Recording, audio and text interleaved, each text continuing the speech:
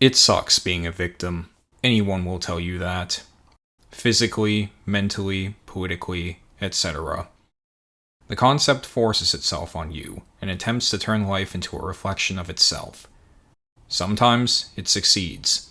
Sometimes it destroys life altogether. And sometimes the attempts to avoid it, or overcome it, produce abominations in their own right. It is a treacherous thing indeed. And the proper answer to it, if there is one, will likely depend on your individual circumstance and desires. But then, not everyone is after an answer, are they? Strange as it seems, some like the feel of victimhood, and are content to stew in self-pity forever. They don't take advantage of opportunities. They don't use all their tools. They hold back. And if you notice this, they suddenly grow silent and continue on, pretending that you never noticed. They remain victims, all but deliberately. And upon reflection, is it really that strange? It's easy, it offers the perception of moral certitude. You are the aggrieved party, after all. And, depending on your environment, you can use it to get help. Obviously, this has utility, but those that abuse it are widely considered grotesque. And even if it's not intentional, even if you think you're trying your best, society will often have its own interpretation, and usually it will win. I actually hesitated on making that point because I hate those self-improvement Sigma types. But they are what they are for a reason, and in their disingenuous attempts to gaslight reality, there is a kernel of truth. You have to play with the cards you're dealt, and although there is genuine tragedy in the world, there are still far too many out there who have chosen to rest beneath the waves, to let their problems fester, to be consumed by self-pity. Tavros is... well, let's talk about Tavros. Tavros Nitram. Nitram? Tavros Assblood is a graphite-skinned alien from another world, where the blood itself has turned gay as hell. Essentially, the shorter your wavelength, the less you suck. And the most important characteristic, in their world at least, is the color of your blood. Tavros' blood is colored brown. Draw your own conclusions. The most important detail of Tavros' life is his relationship with Vriska. Vriska broke both of his legs, built stairs all over his house, psychologically tormented him for the rest of his life, killed him, and then basically enslaved him after death. Now, that sounds pretty funny. And it is, at first. But then it gets a bit old. And it's like, I don't know about this one, Chief. It has a lot of what I call street cred humor, where it's not funny, but you pretend otherwise to look cool. Kind of like with Toby from The Office, or Meg from Family Guy. Characters that really haven't done anything wrong, but are hated and tormented regardless. And it's not even usually done in a clever way. It's just, hey, let's beat on the Untermensch. That is the joke. And then apparently everyone gives it a standing ovation. It's weird. See, don't get me wrong. I don't mind suffering as a comedic tool. I don't mind pointless suffering as a comedic tool. I don't even mind taking sadistic pleasure in the suffering of others, at least in the abstract. But for comedy, there has to be a novelty in it, at least in my opinion. Just having someone be abused isn't funny in and of itself. And that's kind of the situation with Tavros. There's only so many times you can see him get stepped on before you look at the stage and go, "Boo! Get new material!"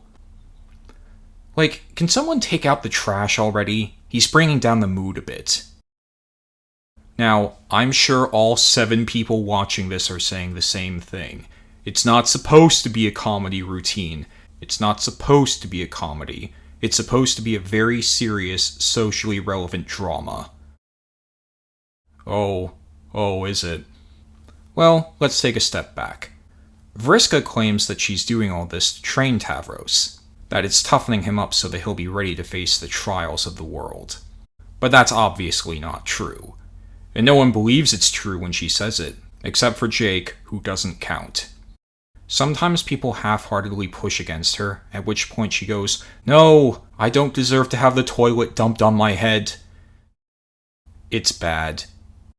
And then, when the authority turns its head, she stabs Tavros in the eye with a pencil.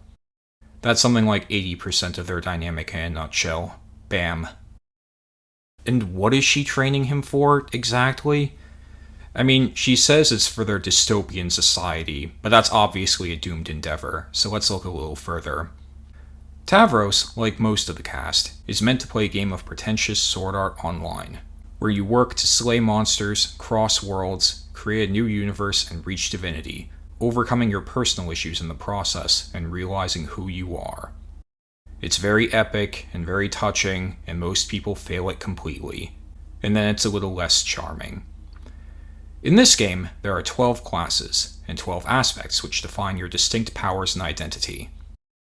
Tavros is the Page of Breath.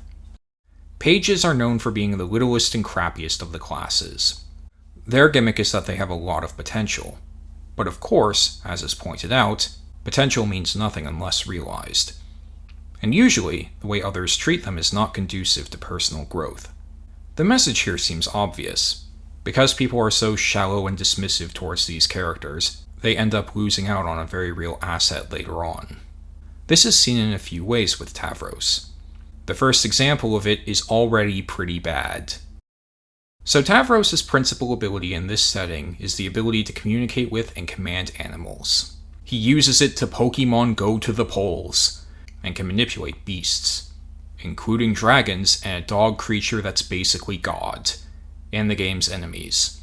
And no one seems to properly appreciate this.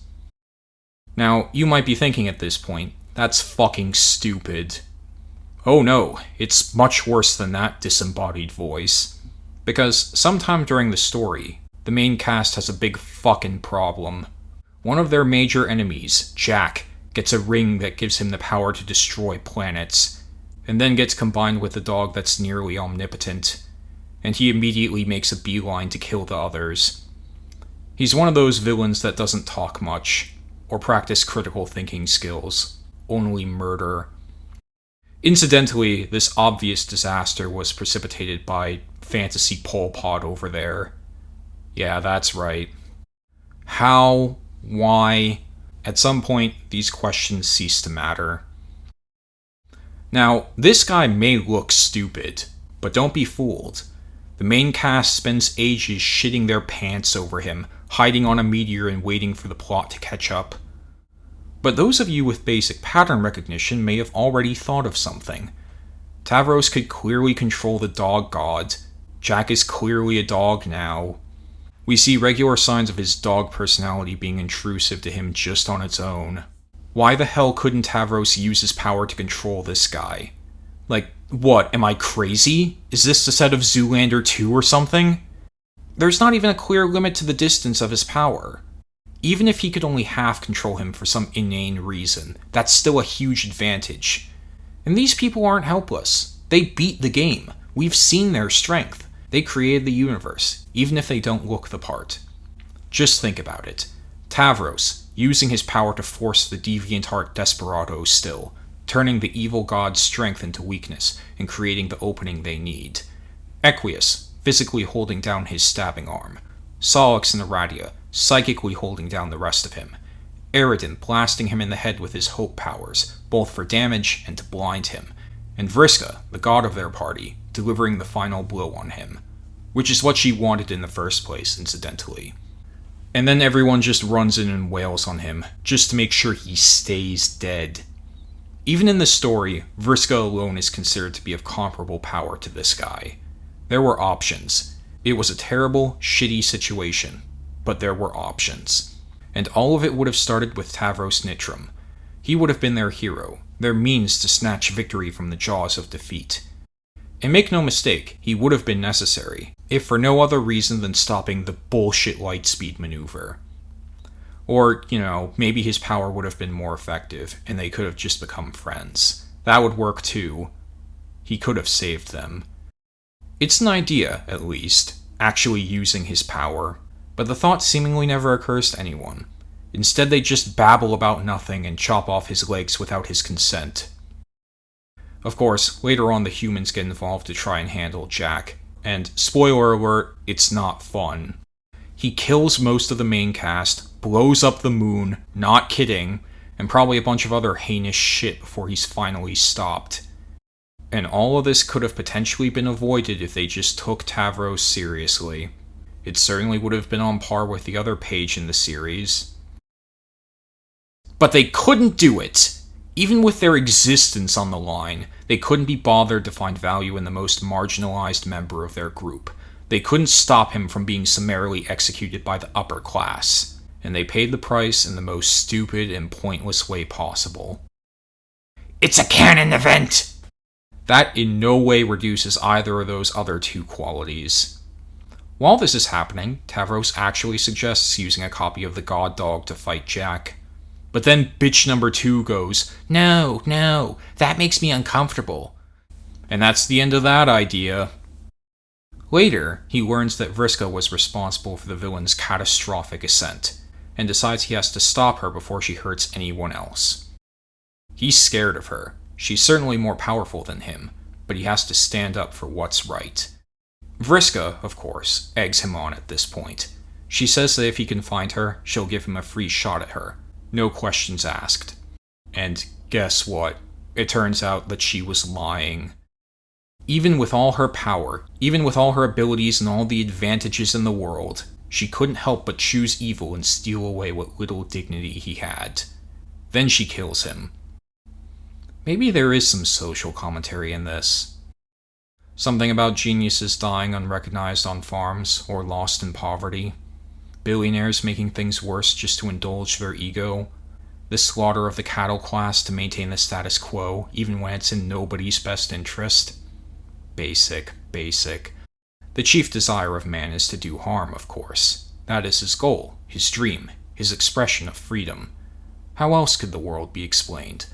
Why else are so many hierarchies besotted with sin? Why else are so many revolutions empty circles? If nothing else, it reveals the fundamental artificiality of suffering. For the most part, things didn't have to be this way. They were made to be so. No matter. Although, I do think there's a hidden silver lining to this scene. You see, later on, Vriska does die. Molasses' mind over here finally realizes that she's gotta go, and after a tense showdown, stabs her through the back. Now, it's worth noting that these two have a bit of a history, with Vriska treating her in a comparably shitty manner to everyone else. Blinding her, lying to her, killing her friends, existing. But although this seems like it would be a black and white matter, the two apparently used to be friends, and Terezi, the other girl, clearly still cares about her. It's a deeply unhealthy, obviously traumatic bond, but Vriska still trusts in it enough to turn her back on Terezi. But she didn't trust Tavros. Even if just for a moment, she acknowledged that he had broken free from her and treated him as a threat. And she was right too. If you were watching, his aim was true. If she'd stuck to her word, he probably could have killed her. But she didn't. Instead, she realized that her dominion had to be reasserted. And it was. And then people use his body as props for their puppet show. Well, it's different, at least. So that's part of the story. Tavros as a victim. He's caught in a shitty situation that no one properly appreciates, and it eventually kills him. Not everyone is as cruel to him, but they are largely ineffectual, either giving him complete bullshit for advice, or essentially reducing him to his disability, therefore serving as less than nothing.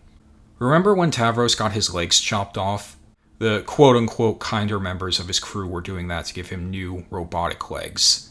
But they didn't even bother to ask him permission for this. Or administer anesthetics, presumably.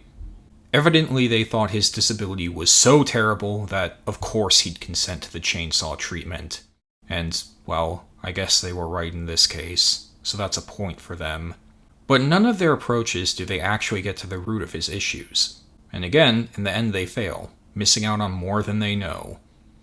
All because they had to be ableist. Don't be ableist, kids. Actually, wait, hark. I have a question about Tavros' new legs. It seems as though they replaced everything below his waist. But then, how does he pee? Or poop, for that matter? Where does it go? Oh wait, maybe it is recycled.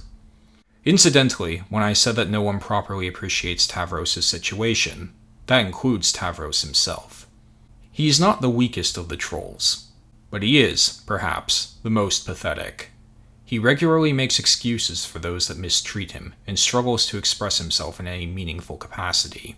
Even when he does object to his abuse, it is a faltering and pathetic display, easily batted away by others. With few exceptions, this weakness suffuses his character. To a certain extent, this is to be expected. But then, after a point, something strange happens. Particularly when you're reading his scenes back to back. You feel this odd thought scratching at the back of your mind, slowly getting louder and louder. And then, finally, you realize, hey, this guy's kind of annoying. You may have noticed that I've mostly avoided using direct quotes from Tavros in this video. That is intentional. You see, all the trolls have dumb typing quirks. This is common knowledge. But Tavros is distinct in that he is annoying not because of these quirks, but because of what he's actually saying. Hey, first, okay, I think you're awful. Let's put that fact on the table where we can both see it. Now you have been primed for the digestive ruination that's about to take place, and the comprehensive soiling of the laundry enveloping your person. Oh my god, you type like a troll. Yeah, now you are getting it. What you are in for. Someone said I should give my self-esteem a name, and to be careful about what I say, to make sure I don't hurt his feelings. Oh my god, that's such bad logic, that you're knowingly using to be a worse enemy. Sometimes it's funny, but usually it just makes you want to cut his head off. Maybe that's why Vriska enslaved him. But let's not get carried away here. He's a kid, and plenty of kids are a little more awkward at that age. It might be annoying, but that doesn't justify murder and slavery. Does it? After death, the narrative continues to rub shit in Tavros' face. Sometime later in the story, he is revived in a horrific combined state with his abuser, who immediately kills him again. Get it? Tavros and Vriska are in a strange place. Vriska complains about how awful it was feeling his personality. Oh my god. Tavros actually tries to stand up to her. Vriska then promptly mind controls him into serving as her slave. You know, I wonder how all of this would be interpreted if their genders were reversed. But anyway, something very interesting happens here. Tavros notes that he felt Vriska's personality as well, all the self-esteem she had, and he liked it. Just put a pin in that for now. Tavros is treated like Dobby at the start of Harry Potter. He cooks and cleans and does her laundry, with his official title being Poop Master. Get it? He poop! At one point, when the plot moves on, the main character, John, happens to come across Tavros and picks up a ring on the ground. John is like, this is cool. And Tavros responds to this, his first interaction with the guy, by going, Give it to me, it's mine. I'm your worst bad dream if you don't return my treasure. Fuck your lingual heritage and give me the ring. Someone reading this might think, what? Why is he being such a douche? John didn't do anything to him. Indeed, he did not. Even when he agrees to give Tavros the ring, which is meant as an offering to Vriska, he states, I don't want her to know I got it from a loser like you. It seems that exposure to Vriska's personality has had an impact on him. Well, perhaps he can be afforded one blow-up. He has been through a lot, after all. And perhaps it could do him some good. After all, he does comment on how it felt good to have her self-esteem.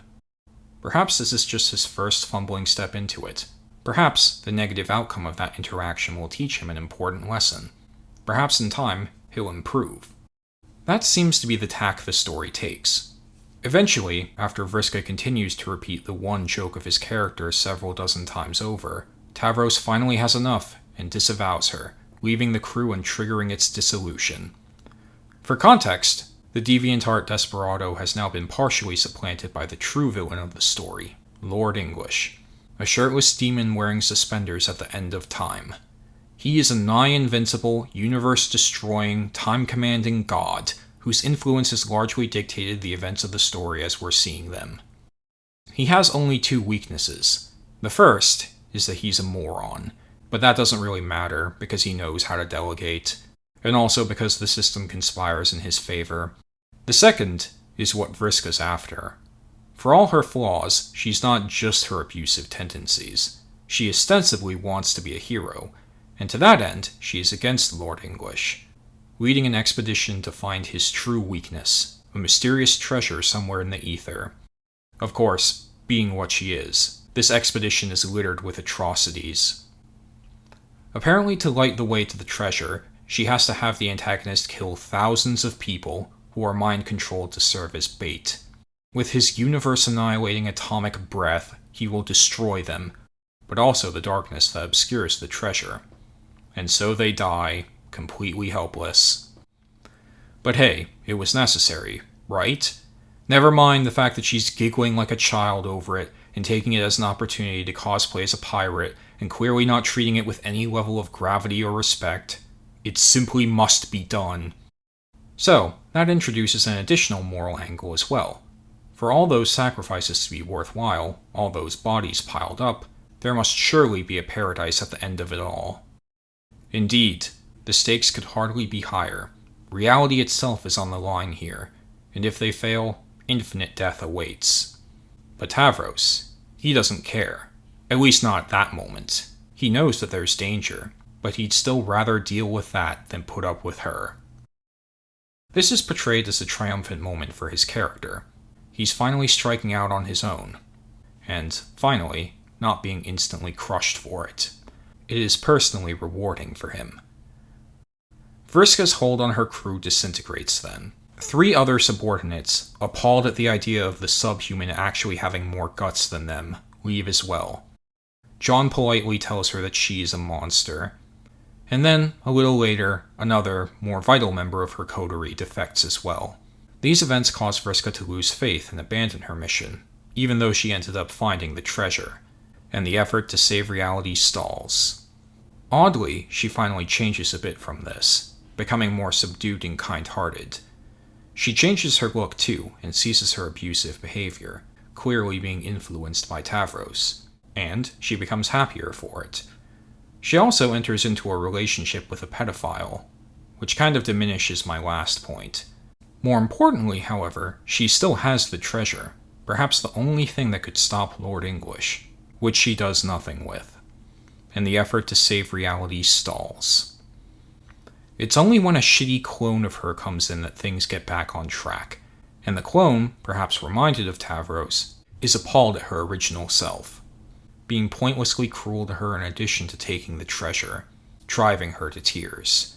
You aren't happy. You're a hilarious train wreck combined with a sad punchline, and I'm ashamed to share an identity with you. Frolicking with some horses in an ugly field or some shit. Just absolutely disgraceful. How could I have become so selfish? You do know this is selfish, right? This isn't having some fucking epiphany or growing as a person, or whatever self-serving spin you might be putting on what's happening here. It's just plain narcissism, the worst kind you're capable of. A total renunciation of any responsibility for contributing to the greater good, and it makes me fucking sick. This whole situation poses an interesting question, and a more interesting one behind it. Was Tavros justified in leaving here? It seems undeniable that his actions, intentionally or not, directly led to the forestalling of reality's preservation, to potentially catastrophic effect. It seems triumphant, but is he prepared to take responsibility for the consequences of his actions? Does he even understand them? Would he be so bold in the face of Lord English's breath? One might say at this point that Vriska precipitated all of this by being abusive and cruel in the first place. And yes, that is part of the problem. One that is, admittedly, relevant today. How many times are we told to go along with objectionable behavior to accomplish some greater good? How many valuable, perhaps necessary, people use their station as an excuse for moral decay? Is it worth putting up with their filth to achieve your goals? Survival is a powerful motivator, but so is dignity. And, of course, sometimes these people miscalculate. Sometimes they actually can't achieve their goals. Sometimes they push too far with their vanity and drive people away regardless. Usually a great amount of destruction ensues.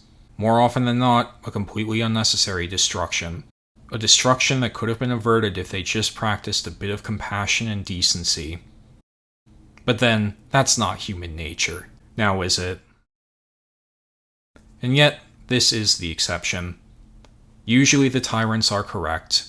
Usually people will bow and scrape as they wish to survive. Usually they are cowards. Whether that's a good thing or not is a matter of perspective. Personally, at this point in the narrative, I didn't care much one way or the other. My favorite character had been dead for several thousand pages, and although there were still people I liked and cared for, of what value is a world with people like her at the helm? But whatever, this isn't Vriska Circuit, the video 3. This is a video about Tavros Nitram. And what happens to Tavros after his departure? What does he do with the gift that Vriska unwillingly gave him? What comes of his freedom? We only find out near the end of the story. There, the clone of Vriska and her shitty fascist counterpart are gearing up to fight Lord English. They're a bit apprehensive, though. He is an invincible demon, and they are, at the end of the day, just two smelly children. But then, look! Over yonder! The ground shakes. What? It's an army of ghosts, led by Tavros Nitram. Yes, that's right. As it turns out, during this time, he befriended uncountable multitudes of ghosts beyond space and time. Almost all the named trolls that died off and were largely shafted by the narrative, including the Beforus trolls, who apparently started the cycle. Kankri, Horus, Porrim, they pretty much get diddly dick. But hey, at least they get a few copy and pasted images in the troll army here. Tavros walks up to them, clearly ready to help. He explains that he gathered the army on his own, and Vriska, because she hasn't learned anything, is flabbergasted. Wait, my co-players have actual value? What? Tavros dances for several pages before Vriska goes, Fine, you did something useful. Can we move on now? And so he does, immediately giving authority over all of his new friends to Vriska's fascist cohort. Because, you see, she wants to be the leader. As we see elsewhere in the story, this bitch couldn't manage 12 people, and effectively blew up her session. But she still wants to lead an army. And just like that, Tavros' big moment is over. He smiles. Ha. Somehow, it feels kind of hollow, doesn't it? And of course, he doesn't get to be happy for long. During the final battle, we see Tavros fighting Lord English along with the rest of the ghosts. He tries to help the other, more important characters, but they tell him to fuck off. And this is the last we hear of him. Also, Tavros suddenly is leading an admirable charge of about 6 ghosts to attack Lord English's Fleshfoot. You wince, because you can see what's coming before it happens. It's a shame, because you didn't have the chance to thank him for finding your glasses. English raises his knee and stomps 3 ghosts into oblivion. The other 4, Tavros included, get vaporized in a beam. The end. Say it with me, people. Splat. Splat goes Tavros. And that's another part of the story. Tavros as a comeback kid. But not really. The only other notable copy of him is combined with a cat, which he's allergic to, and dragged around by Vriska like a pet. He tries to help another character, who's also a page, but Vriska puts the kibosh on that by saying that pages just suck. And she says this, proving once and for all that, yeah, she's irredeemable. At least the story had the decency to kill her too, at least for a little while. That's cold comfort though, if you actually cared about Tavros. It seems like his whole story was just a cruel, pointless joke from start to finish. Murderers and rapists had a happier fate, and any time things seemed like they were looking up for him, it was yanked away immediately, like a $5 bill on a string. And unlike a lot of other characters that deal with failure, Tavros seems far less deserving of his fate, doesn't he? Dirk was a wannabe Machiavellian with intimate ties to the antagonist. Eridan was an obnoxious child with a broken view of relationships, and also subjected to obvious double standards. Equius was an addict, Rose was clueless, and that's to say nothing of the more prominent antagonists. What the hell did Tavros do, besides existing, that is? Even the other characters that are typically viewed as victims usually get some manner of redress. Nepeta is revived as some freakish Borg-like creature with Dave's sprite later on. The mayor gets to be the master of Cantown. The only one who comes close is Feferi, but she's boring, so I don't care about her. And neither do the writers, apparently. Instead make way for Ghislaine Maxwell, decked out in gold and speaking in African-American vernacular English. In any event, Tavros stands out. So why? Yes, why indeed. I trust I haven't been too subtle with the build-up. You see, Tavros is a victim. However, he's not just a victim. Most people reduce him to one, and I think that actually enhances a meta-element of his character. But it also does an overall disservice to his story, so I'm going to tear off the mask here and now. At bottom, Tavros' character is a meditation on the nature of unrealized evil, and a deconstruction of the perceived relationship between weakness and innocence. If Vriska represents an over-embrace of the persona, he represents a refusal to face the shadow. And make no mistake, there is a shadow. One that eventually consumes him. That might sound ridiculous, and were it not for the latter half of the series, I would agree. However, I think by the end it becomes pretty apparent.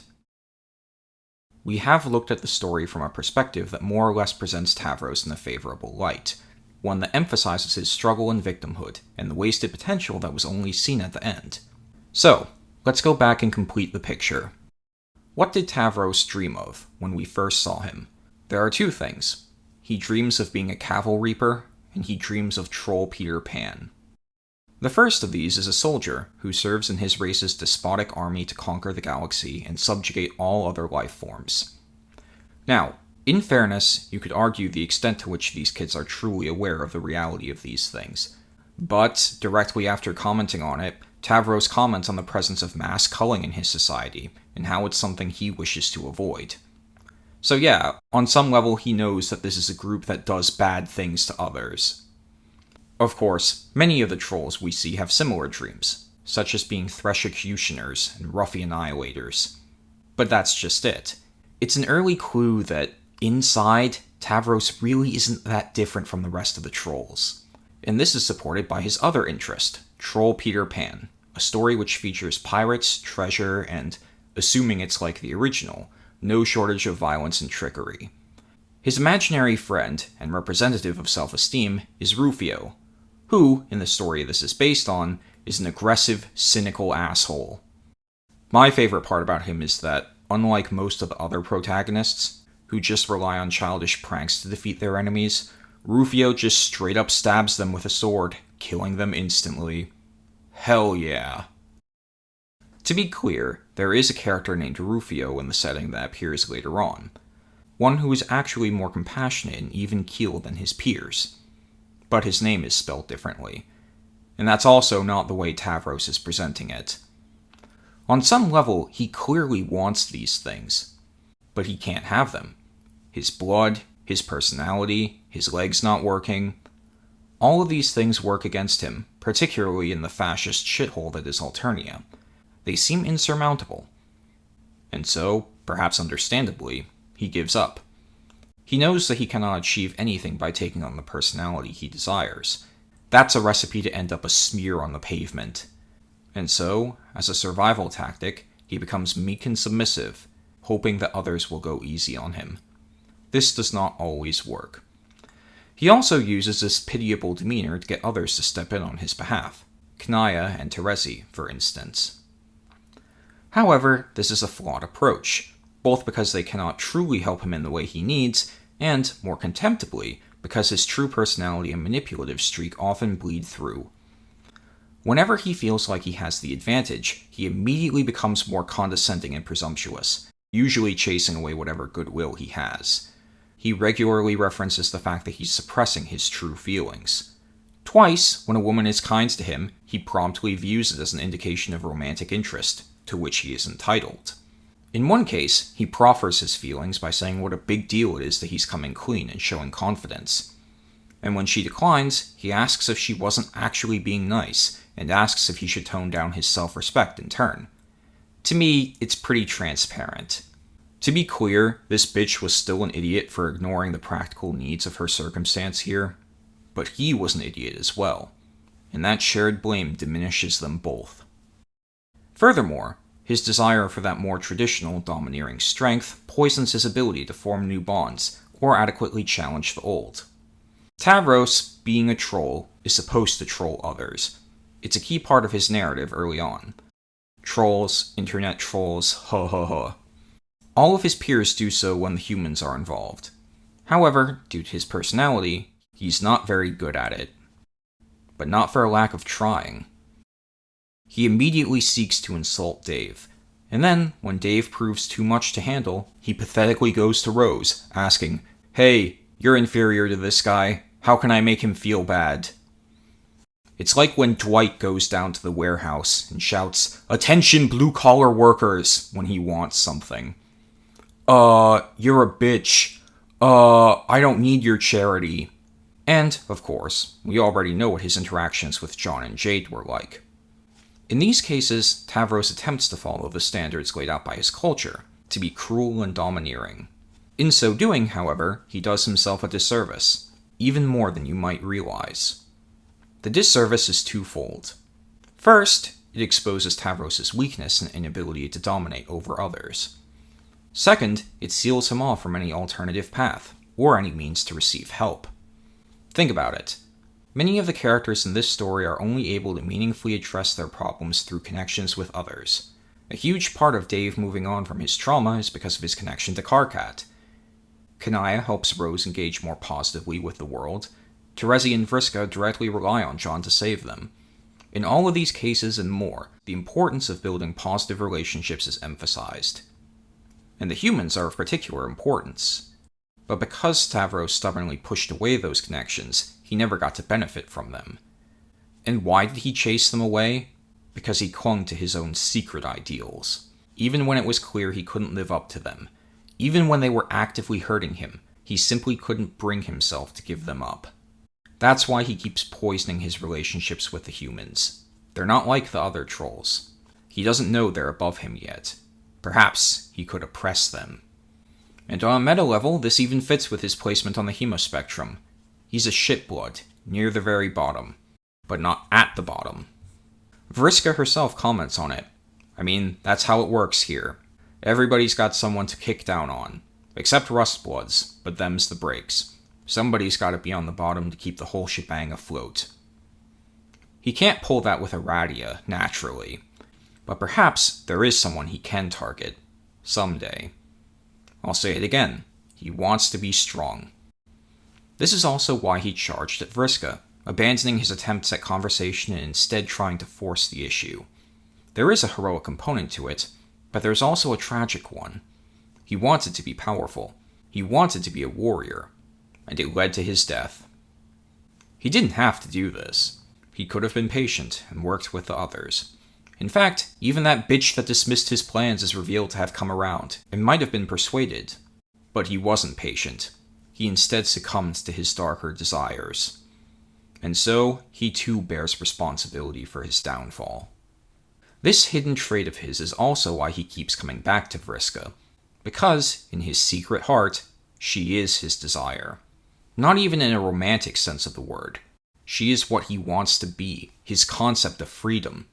Furthermore, the actual realization of his self-esteem, Rufioh, is a rogue, a class adjacent to Vriska's status as thief, and his name is effectively Rufioh with an extra H at the end. H is the 8th letter of the alphabet, and Vriska is commonly associated with the number 8. Also, the series is dumb enough that such a connection might actually matter. And that, in the end, is what defines his larger character. He attacks John in the service of it. He attempts to emulate Vriska's character. Even his more triumphant moment near the end is ultimately in service of that ideal. Not caring about the standing of others. purely acting out of self-interest and spite. And, I mean, come on guys, he's pretty obviously emulating Gollum here. And Vriska's whole deal is that she presents a kind of narcissistic power fantasy to others, which is the exact MO of the One Ring in that story. It whispers, it tempts with stories of power. It is powerful. It is dangerous. People who buy into the fantasy are usually worse off by the end, falling into ruin and death. And even those that recognize it are rarely freed from her malign influence. It's only through external influence that she avoids being destroyed by it herself.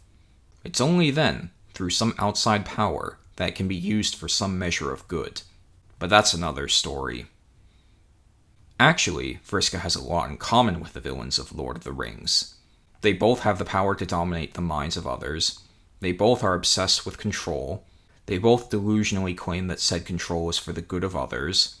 They both delight in the suffering of the weak. They both have to deal with evil spiders. They both are physically deformed through their actions. I'm pretty sure that she literally wears the eye of Sauron at one point, too. Incidentally, one of the only people who ends up meaningfully resisting the One Ring is Samwise Gamgee, the main character's sidekick. Although he's not as powerful as some of the other members of the team, Sam's humility and satisfaction with his small life in the Shire means that the ring has little to grab onto, and ends up just saying, what if I give you the biggest garden? And it's hilarious. And it doesn't work. Sam is one of the best characters. But Tavros isn't Sam, sadly. He's Gollum. He's Grima Wormtongue. He's Crabbe and Goyle from the Harry Potter series. And he clings to his precious. He hates and loves her, as he hates and loves himself. And that's it. There isn't indolence in such things. But wait, you might be saying. In the end, he moved past that.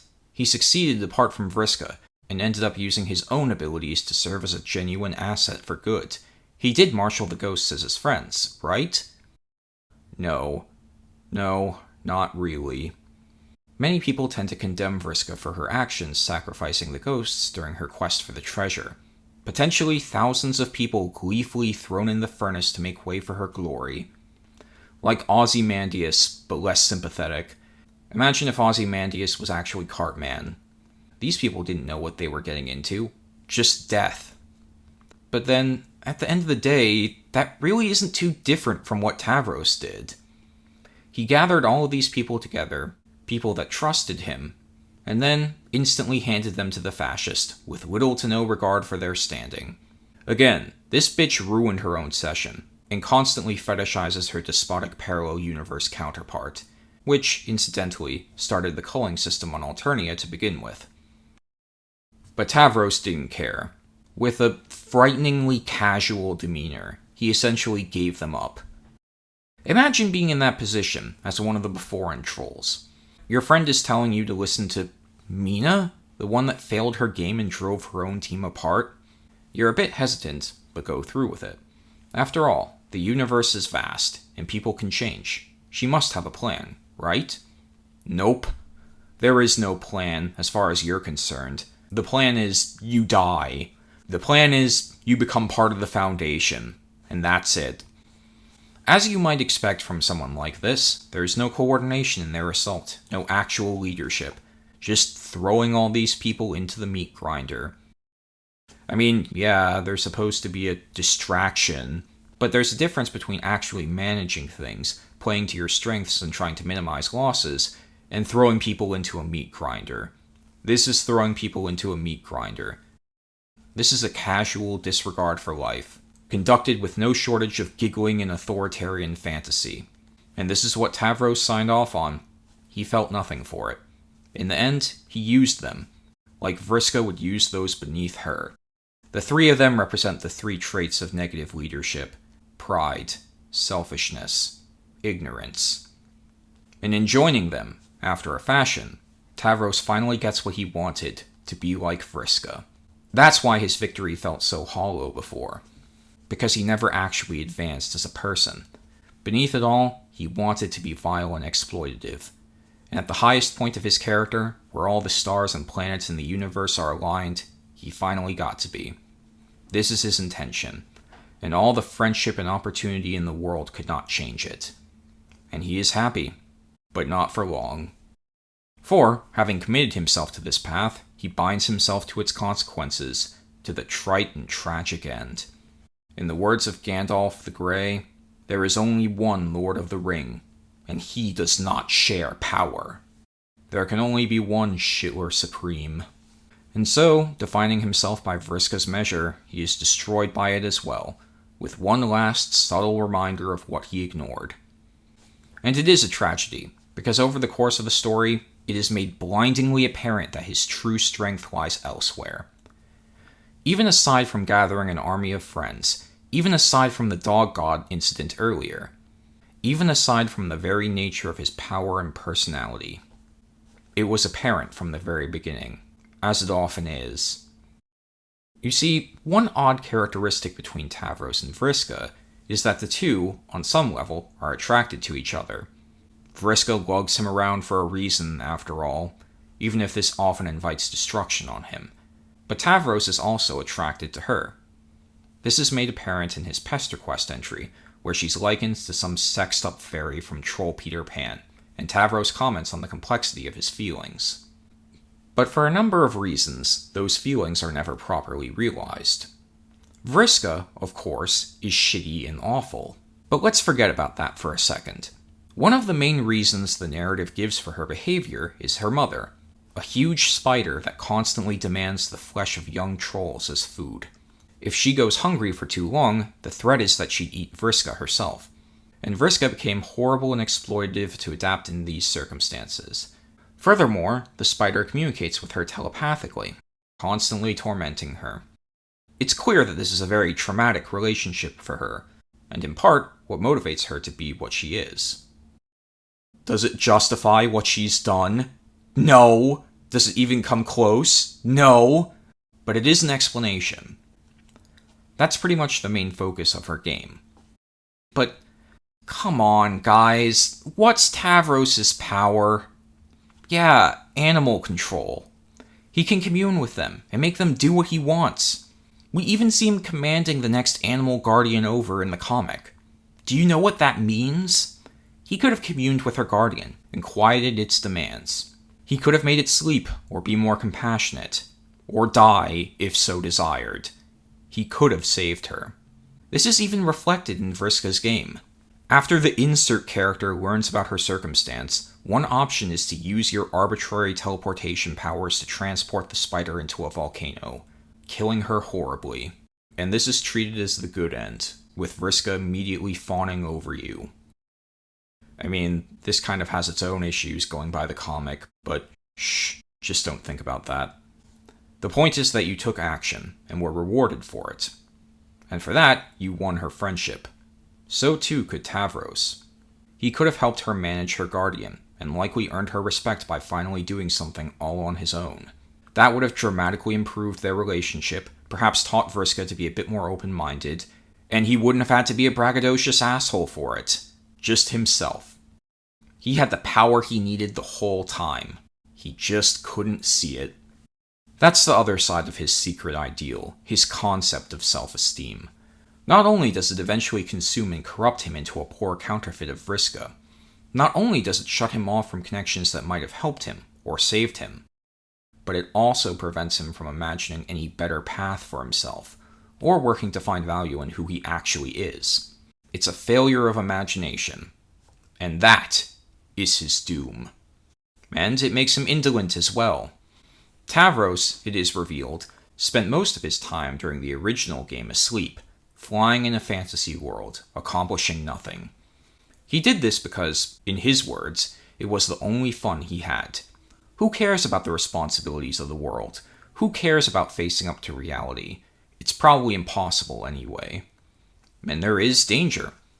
Many people would mock this mentality for not being alpha sigma enough, or something to that effect. I will not take this approach. Instead, I will ask, what about the others? What about Gamzee, or Karkat, the few trolls he might have called friends? Were they not also affected by the danger? Could they not have benefited from his power? His presence? Or did he just not care about that? Was his own comfort the only thing that mattered? Now, of course, I'm sure people would bring up the trauma angle here, that he did this because he was wounded and scared. And to be clear, he is a victim. But he is not just a victim. He is also a failure. And in this case, the line between those two is deliberately blurred. He had a choice in how to react to all this. To his circumstance, to who he is, and to the story as a whole. And maybe, if he had been more active, the others would have appreciated his strength more. Maybe then he wouldn't have been a complete non-entity in their eyes when the Desperado showed up. Make no mistake, despite his standing, Tavros did occupy a sizable part of the narrative. He was given plenty of chances to turn around, whether or not he realized it. They were just all wasted. Even with the game constantly, as unsubtly as possible, bombarding him with signs that this wasn't a good approach, he still couldn't do it. So eventually, it gives him what he wants, and he is destroyed. You know who Tavros reminds me of? Locke from Lost. The best character in that show, by the way. Or at least he should have been. Oh, spoilers, by the way. In Lost, an airplane crashes on a deserted island, and the passengers struggle to survive. Theirs is an eclectic cast, including a doctor, a con man, an Arabic gentleman and former torturer who is referred to as Captain Falafel, and a fat dude who ends up saving the day by building a golf course. Because everyone was getting too stressed, and they needed to play on the golf course. It's a serious story, okay? But then, they get attacked by a polar bear in something like the first episode, and the real mystery of the show kicks in. What is this island? It's magic. That's what it is. It's all magic. And this drives a major conflict in the plot, between those that believe in the magic, and those that focus on ridiculous things, like science and logic. No one is more tuned to the magic, to the spirituality of the island, than John Locke. Locke is the wise old man of the group, a hunter, who helps the survivors adapt to life in the wilderness. More than that, though, he's insightful and kind, albeit a bit strange. He helps other survivors find their place, and inspires them to better themselves in ways you'd never expect. But he has a secret. And that secret is that, before the island, he was actually in a wheelchair. The island miraculously cured him, but prior to that, he was a paraplegic. And actually, that was just the start of his misfortune. Because Locke, before the island, had a very sad life, to an almost comical extent in hindsight. A mediocre man working in a superstore, Locke never knew his parents, but eventually his mother reaches out to him, and through her, he meets his father. For a time, the two seem to bond together, with Locke eager to spend more time with his dad. But then, it is revealed that this was all bullshit, and that his father was just pretending to care about him so he could steal Locke's kidney. Yeah, that's right. Locke is outraged, and goes to confront him in his mansion, but is stopped at the gate and ends up screaming in impotent rage at the deception. And Locke's father just laughs like a psycho. You'd think that would be the end of it, but no, said psycho becomes a recurring part of his story. He ropes Locke into a criminal enterprise, destroys his relationship with the only woman he ever loved, tries to rope him into another criminal enterprise, and when that doesn't work, he throws him off a building, breaking his spine and paralyzing him. Like, do you get it? Do you get who this is supposed to be? And things don't get better. He's mocked by others in his next mediocre job, pathetically seeks comfort in a phone sex operator, and when he attempts to join in on a wilderness walk in some grand rebellion against his disability, he is rejected and left behind. Don't tell me what I can't do! He shouts at the world, and the world does not answer as it leaves him behind. No wonder he embraces the mystery and faith of the island. Now, of course, you'd think coming here would be a great turning point in his life, where the tragedy ends and he finally gets to be the hero. Yeah, that would be nice, but it doesn't happen. Locke gets a few nice moments, but ultimately his story is a tragedy. His friend, who believes in him the most, ends up dying, and it's debatably his fault. In the second season, Locke has his faith tested, and upon learning the truth, spirals into despair, nearly destroying the island in the process. he's broken apart. And in the end, they don't really put the pieces back together well. Murder, confusion, failure. These things come to ultimately define his time on the island. Although he does take a leadership role at some point, he never really comes to understand the mystery of the island. He goes through moral decay. And in the end, he's always manipulated. By his peers, by his enemies, and by those that would claim the island as their own. And it eventually kills him, in a death devoid of hope, light, or dignity. And then the ultimate villain of the story wears his skin. Yeah. I have a lot of issues with the later seasons of Lost. For one thing, I wish I hadn't just thrown the Child of Destiny away for no real reason. He's getting older? You had a guy that didn't age for hundreds of years! You couldn't have ridden around this? Fuck! I wish Kate was a bit less baby crazy later on. There's one scene where she's having a fight with the con man, and he says, "I'll just wait for you to have a fight with the other romantic option, and then you'll bounce back to me." And that makes her mad because, in fairness, it is a pretty apt description of her at that point. I wish they didn't kill Charlie in the most transparently avoidable, frustrating way possible. Just leave the room! Don't close the door and shut yourself into the flooding area! What is wrong with you? They randomly killed major characters with dynamite. They unironically had one of the major solutions to their problems be, let's just push the island somewhere else. But what they did to Locke, that was the worst. He should have been the hero. His story should have been dark, yes, but not hopeless. All the same, I do know what they were going for with him. It was a deconstruction of the hero's quest, and a deconstruction of faith.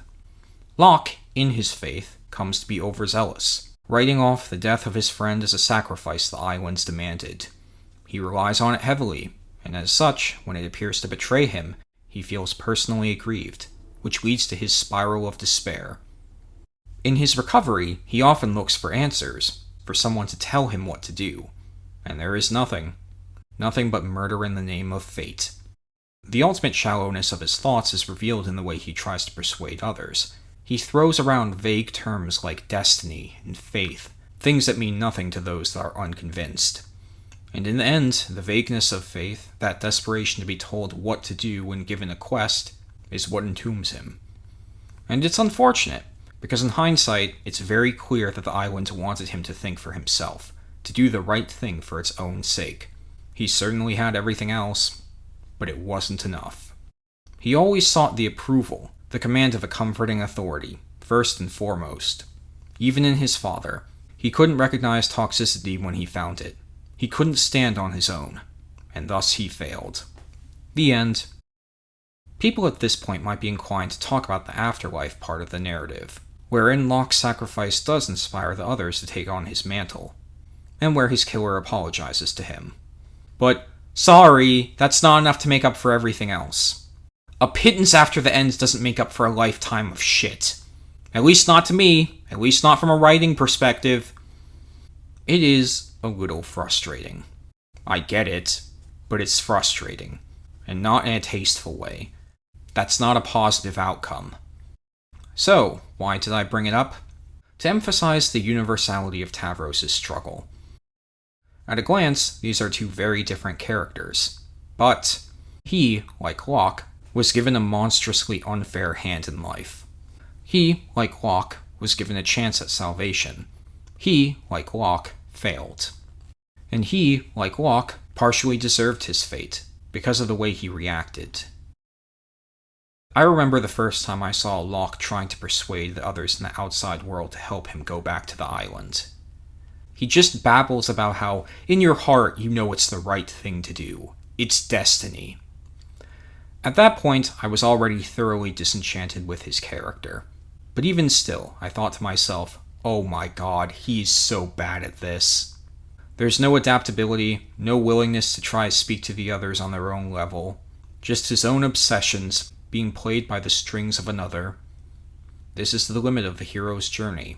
This is the limit of relying on the hero's journey. And it is awful. I feel bad for Locke, as I feel bad for Tavros.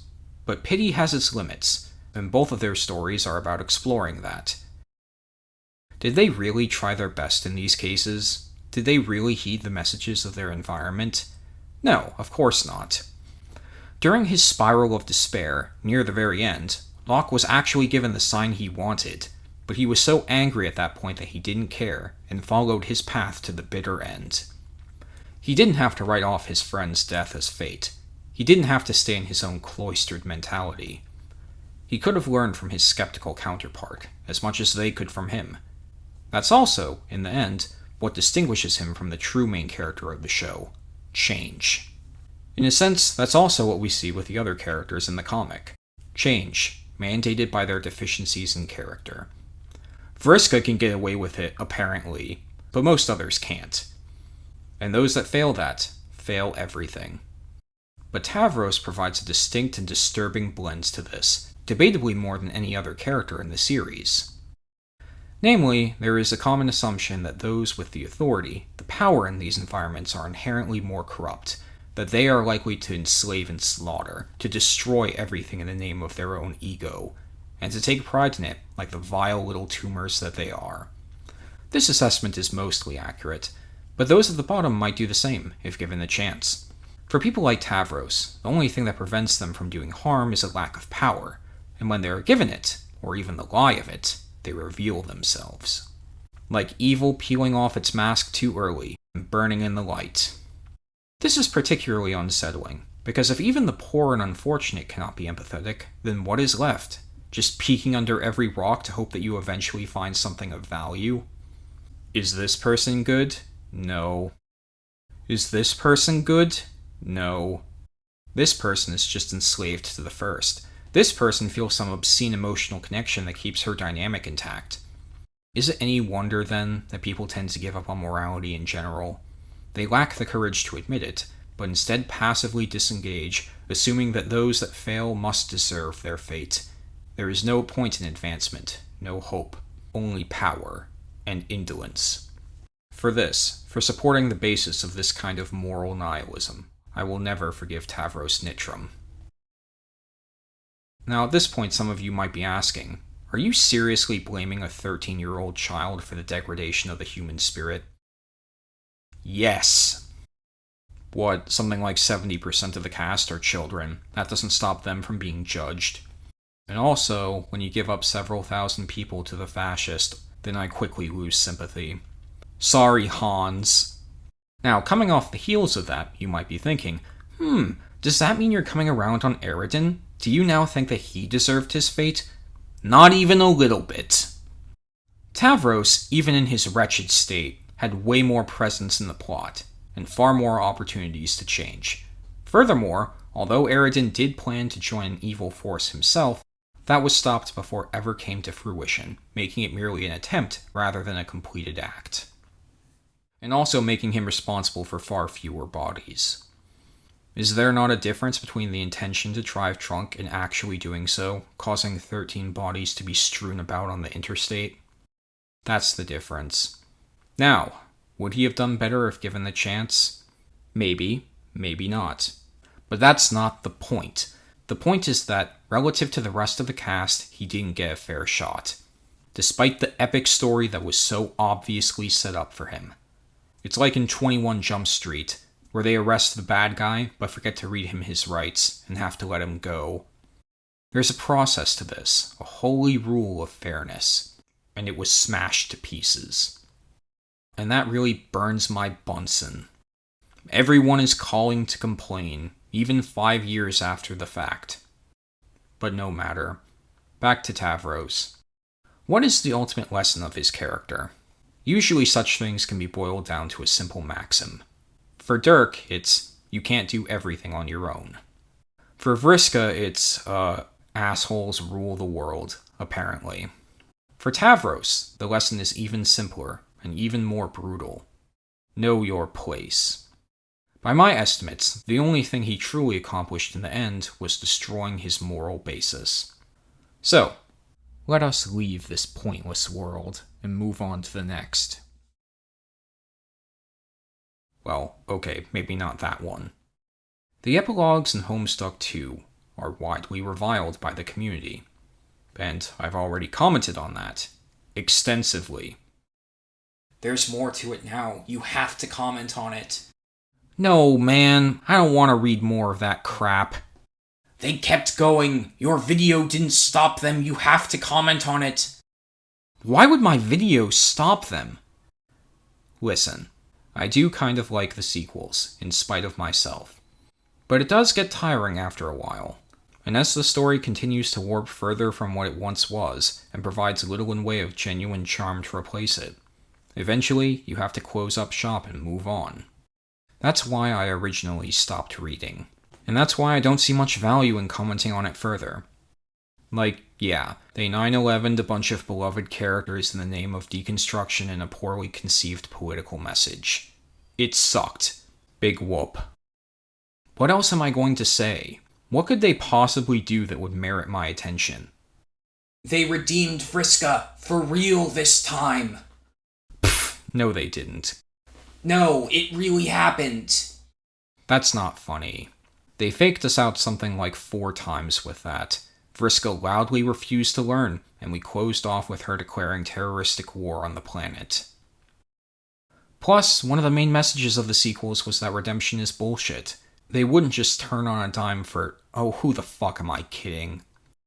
What did they do exactly? Was it like the new Spider-Man movie, where they have access to a convenient villain no longer be evil chip for all of the antagonists? Let's find out. Once Vriska is done casually endangering John's children and yelling at people, she gets thrown into the, redemption machine, which sends her to Purgatory, where all the shitty sprites gang up on her to force a redemption arc. And that gamified redemption arc can be summarized as follows. Vriska talks to people, and whenever she does something wrong, the game says, "Nuh-uh," and forbids progress, looping her back to the beginning, and oh my god, they're ripping this right off of Naruto, the best redemption story. Yeah. If Joseph Mengele randomly getting absolved of his crimes wasn't enough for you, check this out. Kabuto Yakashi, a child-abusing, war-crime-committing psychopath, is hit with the redemption jutsu, which forces him to relive the same fucking events over and over again. Whenever he does something wrong, bam, back to the start. Whenever he says something wrong, back to the start. It's only when he does and says the right thing that he can break through the loop of causality. And then he blathers a lot before going like, oops, my bad. And then they give him an orphanage. Now, you might be saying, that's a common trope. Yeah, maybe. But here's the thing. I don't care. See, here's the problem with Vriska's redemption arc, even disregarding everything else. It's too fucking late. Like, way too fucking late.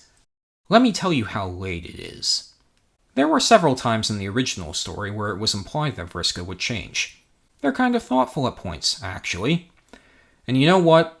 As much as, everyone with a brain hates her, Vriska wasn't just her abusive tendencies. In a sense, she too was a victim.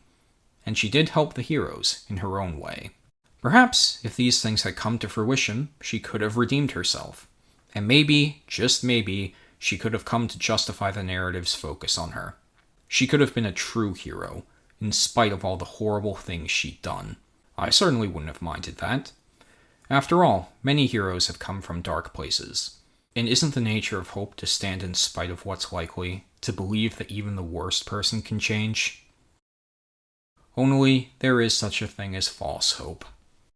And just as Tavros refused to change, and wasted all the chances the story gave him in putrid worship of evil, Vriska refuses to learn as well. She talks to John about her traumatic past, then she gets her friends killed, and just continues her plan like nothing happened. She talks to Tavros, and it seems like she might have learned something from sharing a body with him.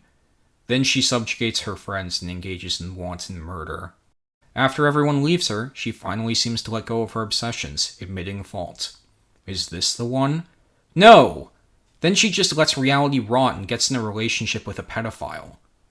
That's not redemption. That's just succumbing to a different kind of evil. And then, of course, John goes back in time to save her.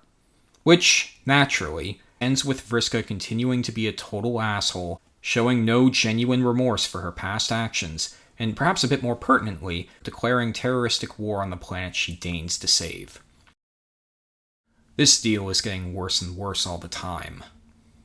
See, at some point it's not just about ethics, it's also about writing. And after all of this, all of these failed attempts and rug pulls, the only conclusion that the reader can reasonably be expected to draw is that Vriska is irredeemable. The notion of her actually changing becomes more and more ridiculous, and the possibility of pulling off a theoretical redemption in a way that feels meaningful and earned becomes exponentially harder. And you know what? The people in charge of this are not brain surgeons. But maybe I'm being unfair. Maybe the writing will be so silky sweet that it erases my doubts, and retroactively transforms this character from tumor to tiara. Let's see. You know what I realized, Tavros? This might be the first time I ever sat down and bothered to listen to you. Aw, man. But I have to be this way. Otherwise, what is even the point of being alive? Which is a pretty abrupt turn in the conversation, mind you. I think that even at your most useless self, there is a place in the world for you, and people in it that want to share a life with you if you'd let them. You can't mean that! I do. You're not succeeding in the surgery. And, you fool! You even misspelled Rufioh! Did you not even watch the movie, featuring Robin Williams? Suffice it to say, the rest of the arc continues in much this manner. Vriska talks to some people in her past, spins her wheels for several minutes, only to circle back to some vapid horseshit, simply telling you the moral in a way that is in equal parts infantile and frustrating. The worst parts of childhood and adulthood, together at last. It reminds me of another show I watched, Has-Been Hotel. Except the morals here make slightly more sense, and they're more irritating in execution. And far more irritating given the broader context of her character. It's the kind of redemption that actually does deserve the mockery seen earlier in the comic. Say what you will about Gamzee's redemption. At least they knew what they were doing there.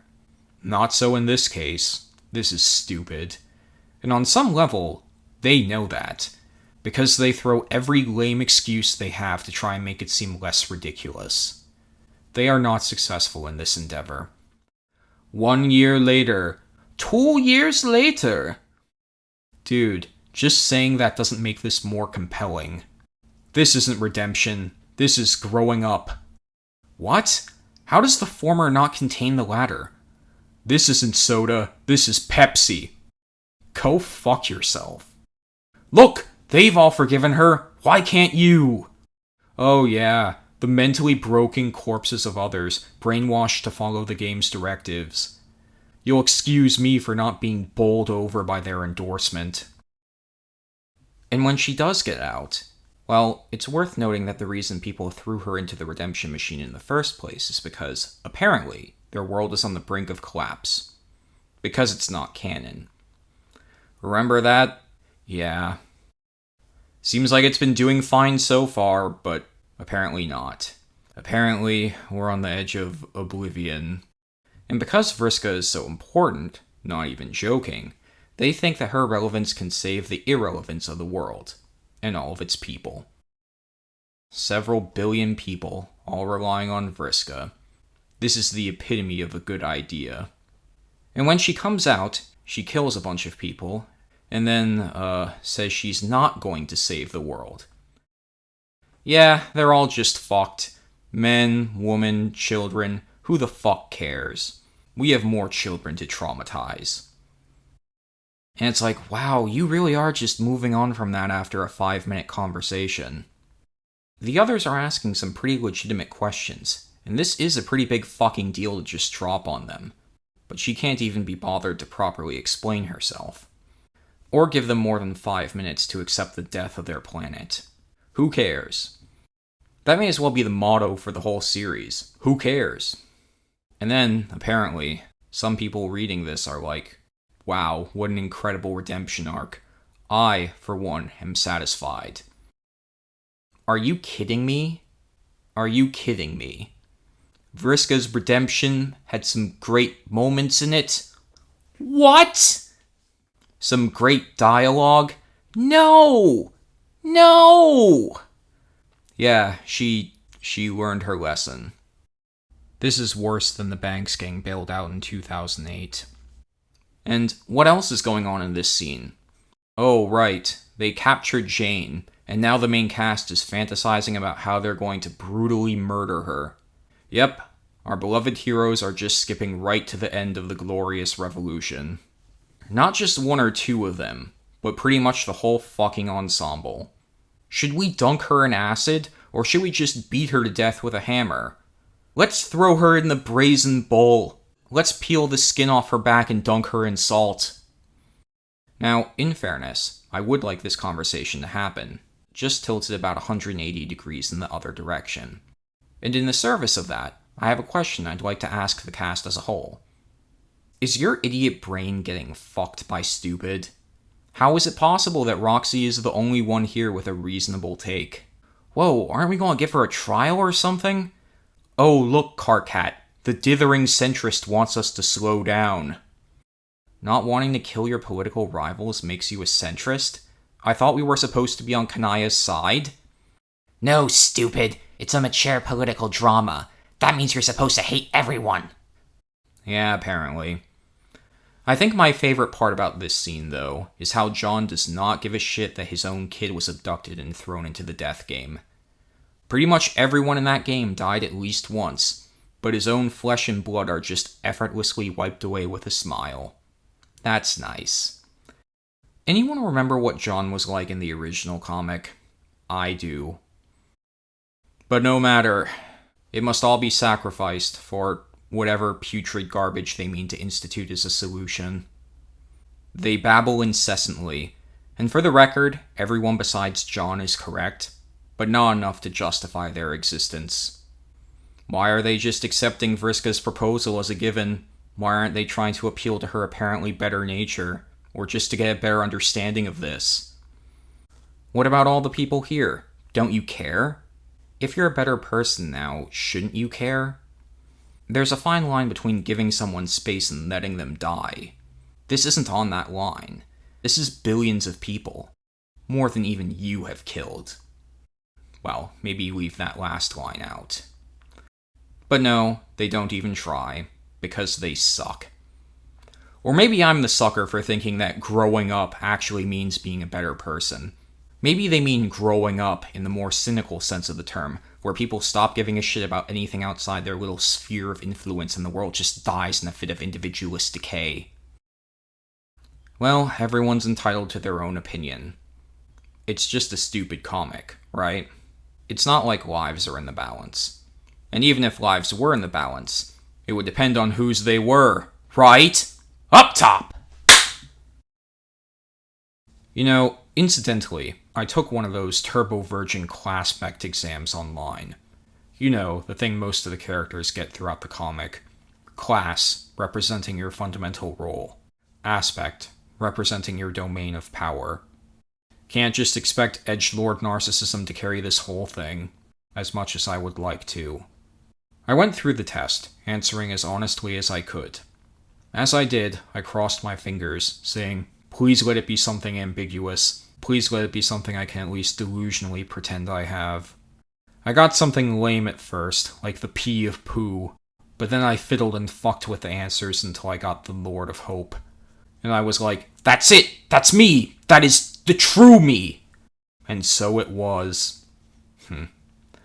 When I originally read the sequels, I was frustrated, because, in my own way, I did care about these characters. Flawed as they were, in the end, theirs was a grand adventure, fighting monsters and dealing with the mystery of life. There was glory, but more than that, there was heart. And it did seem like they'd killed Vriska, for a while. It was a perfectly satisfactory end. But then they just couldn't leave well enough alone. They just had to have the sequels. In my opinion, most of the scenes in those sequels were of, roughly equivalent quality to this. It was irritating, and in the resulting frustration and rage, I instead imagined another story. A more perfect story, which addressed the faults of the old and spewed out into eternity. It contained comedy, romance, and adventure. Everything I wanted. A young man struggling to rise above destiny against a backdrop of 10,000 breaking worlds. And more. Destiny is destiny. It was not a story. It was the idea of a story. I did no writing, no illustration. Believe me, you wouldn't want to see that anyway. And what would be the point? This was a war of principalities, of powers, of the rulers of darkness. An idea was sufficient. Anyone could project anything they liked onto it. Even me. And its name was Plasticine Vanity, the Homestuck story. Suffice it to say, I spent something like an hour ranting about it like a homeless person, sloppily stitching together stolen Google images to provide some element of visual stimulation. Hey, people do strange things in grief. Now, of course, it was shit. Puerile and indulgent, and utterly embarrassing as a concept. And yet, somehow, to me, it was better than the actual epilogues. So to me, this is the real continuation of Homestuck. And what they're putting out now is just an illusion. A trick of the light. A lie made manifest. I should just leave it where I left it. There's nowhere we can go but down from here. And yet, there is no rule that says an imitation cannot surpass the original. There's probably like 6 people that unironically want more. So, just for a while, let's continue. Now, originally, this section was going to cover Vriska's larger part in the tale. And it was going to be very mean-spirited and brutal, with the express purpose of making children cry. But, after the misery of discussing the diarrhea duo over here, I think we need a bit of a palate cleanser. So, let's instead focus on another angle. The angle of those that have their sights set on something more humble, more understandable. Survival. If you recall, when we last left our heroes, the planet had been destroyed. Vriska was responsible, indirectly killing billions by sabotaging alternate Calliope's attempts at stabilizing Earth. She made contact with some small part of the horror that is non-canonicity incarnate, carrying it with her through one of the portals to the Meat universe. Suffice it to say, her portal led to the vacuum of space. Tons of bodies are floating around her, having died horribly. As it happened, she got unlucky with her portal, but it doesn't matter, because she can breathe in space. Because fuck you. She picks her way out of the death cloud, and sees something strange. A massive spaceship, silver and blue, resembling a series of interconnected arcs.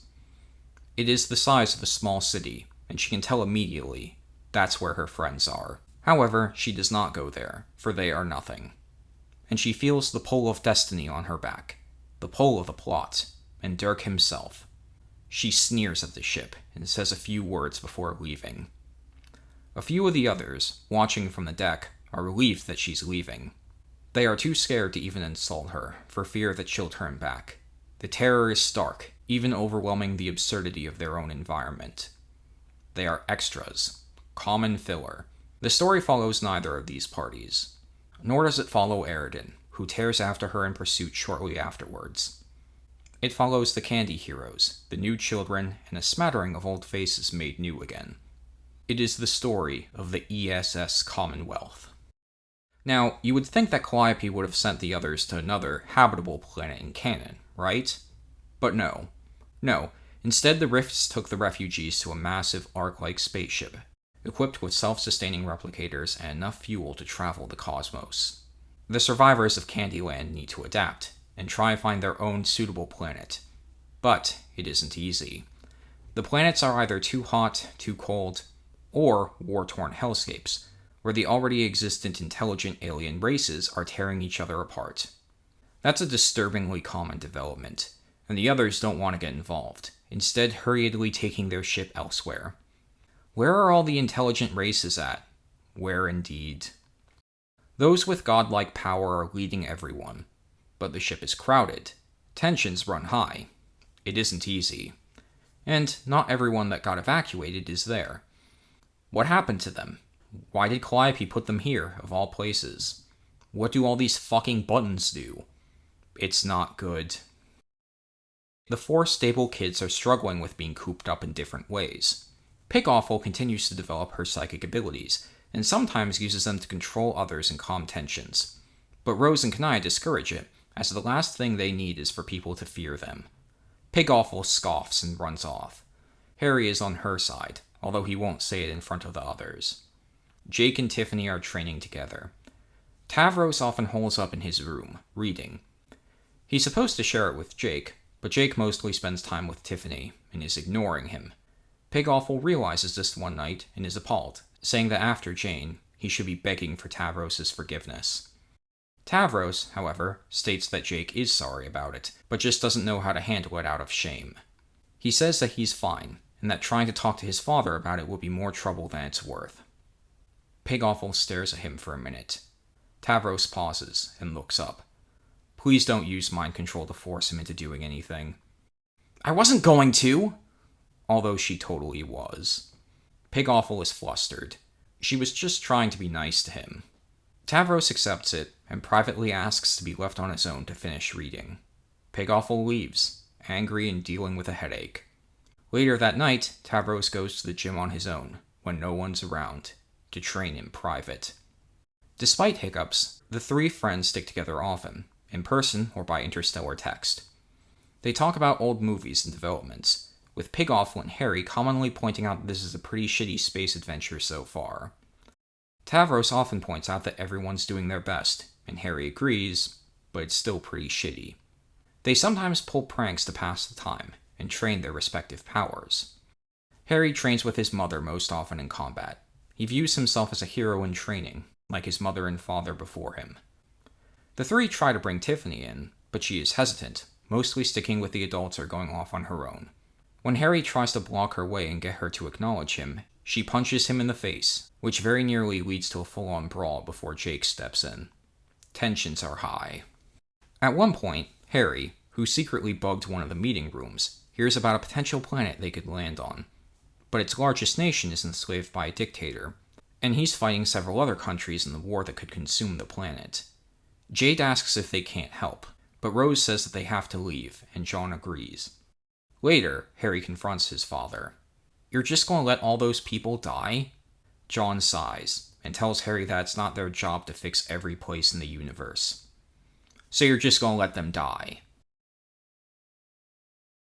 John points out that they have hundreds of refugees to take care of. They were nearly attacked by the dictator's forces. He's being immature.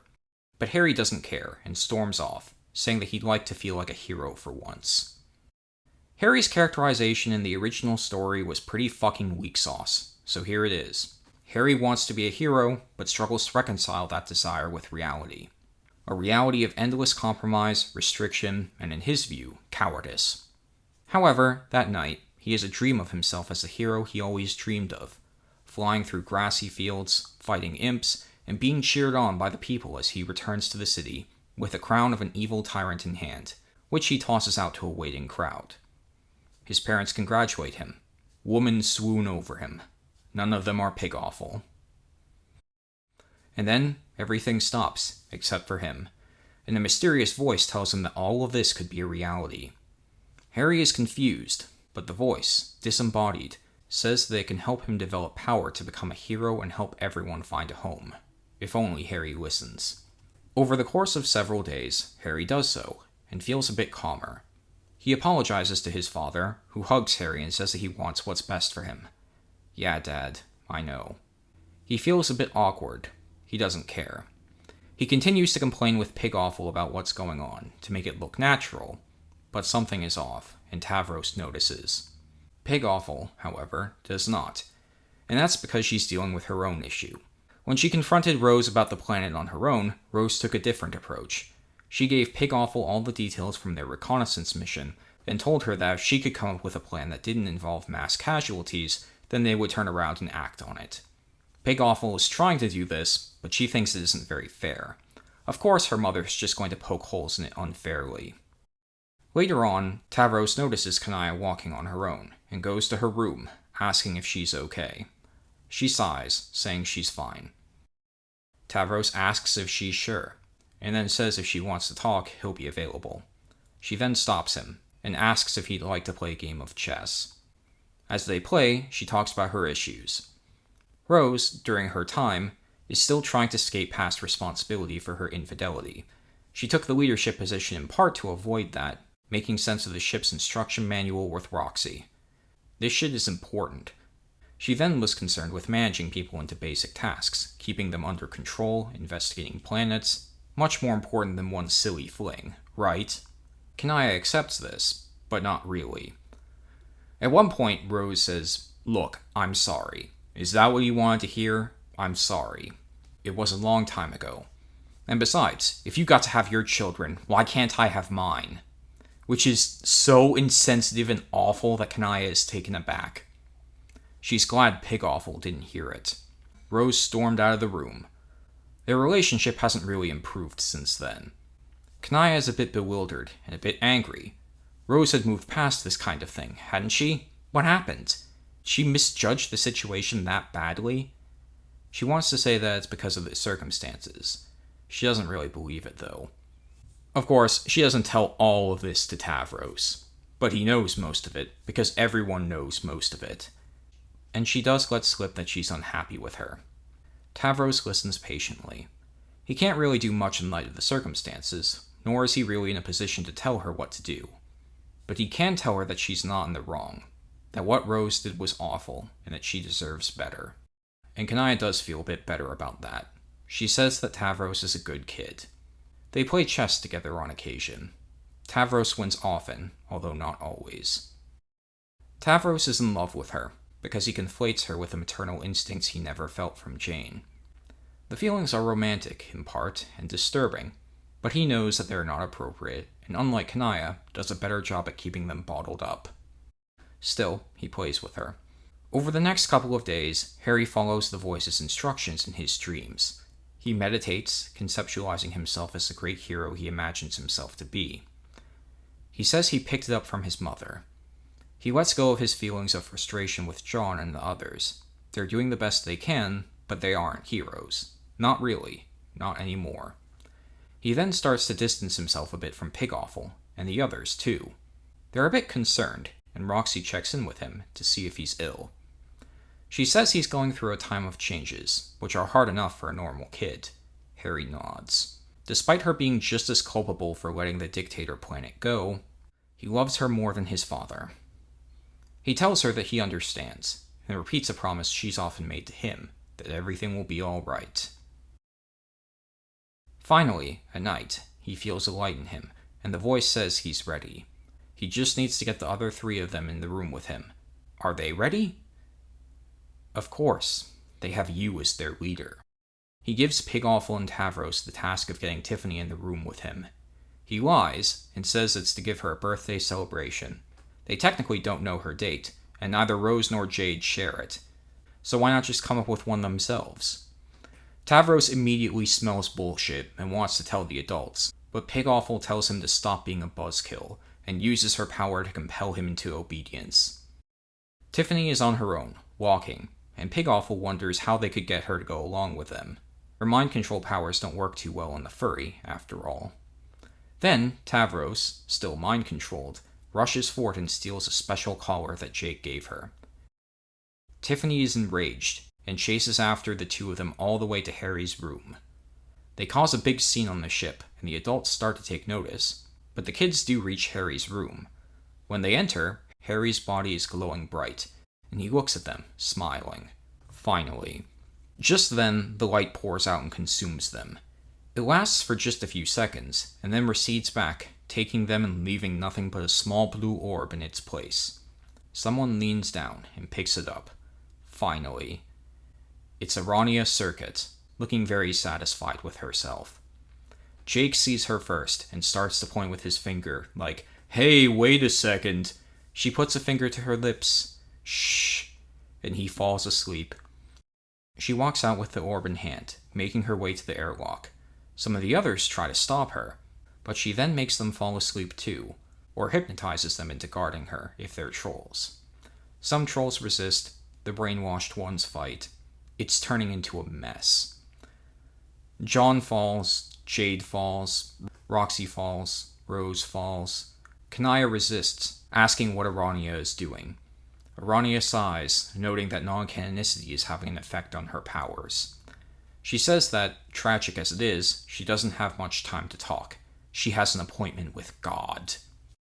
Then she steps through the door, and one of the brainwashed trolls vents her. Arania hits the void, and then flies out on her own. Kanaya collapses, and comes to a few hours later. About a third of the ship is dead. Nah, I'm just kidding. Can't have that for every plot line. Still, some people did get hurt. And that's to say nothing of the fact that the children are gone. Tensions are even higher now, and there is distrust against the trolls. Rose addresses it and calms everyone down with her wife, but such things don't always address the issues in full. Kanaya is very angry, and demands that they do everything to find the kids. Everyone agrees, but what to do about it? The ship is too slow on its own. The gods could potentially give chase, particularly Jade, but they don't want to separate from the ship, leaving it rudderless and unprotected. Space has been weird here, even by Homestuck standards. Plus, everyone was brainwashed or knocked out. But they can't just do nothing. And so, in the end, Roxy, John, and Jade give chase to Arania directly, while the others stay behind to keep things stable, protect the refugees from any space threats, and try to catch up in time. Jade can track her now fading scent, and although she was caught off guard, being in the shower when the original incident happened, Roxy can resist and undo Arania's power through her refined rogue powers. She picked up a thing or two from Rose and Pigoffle, after all.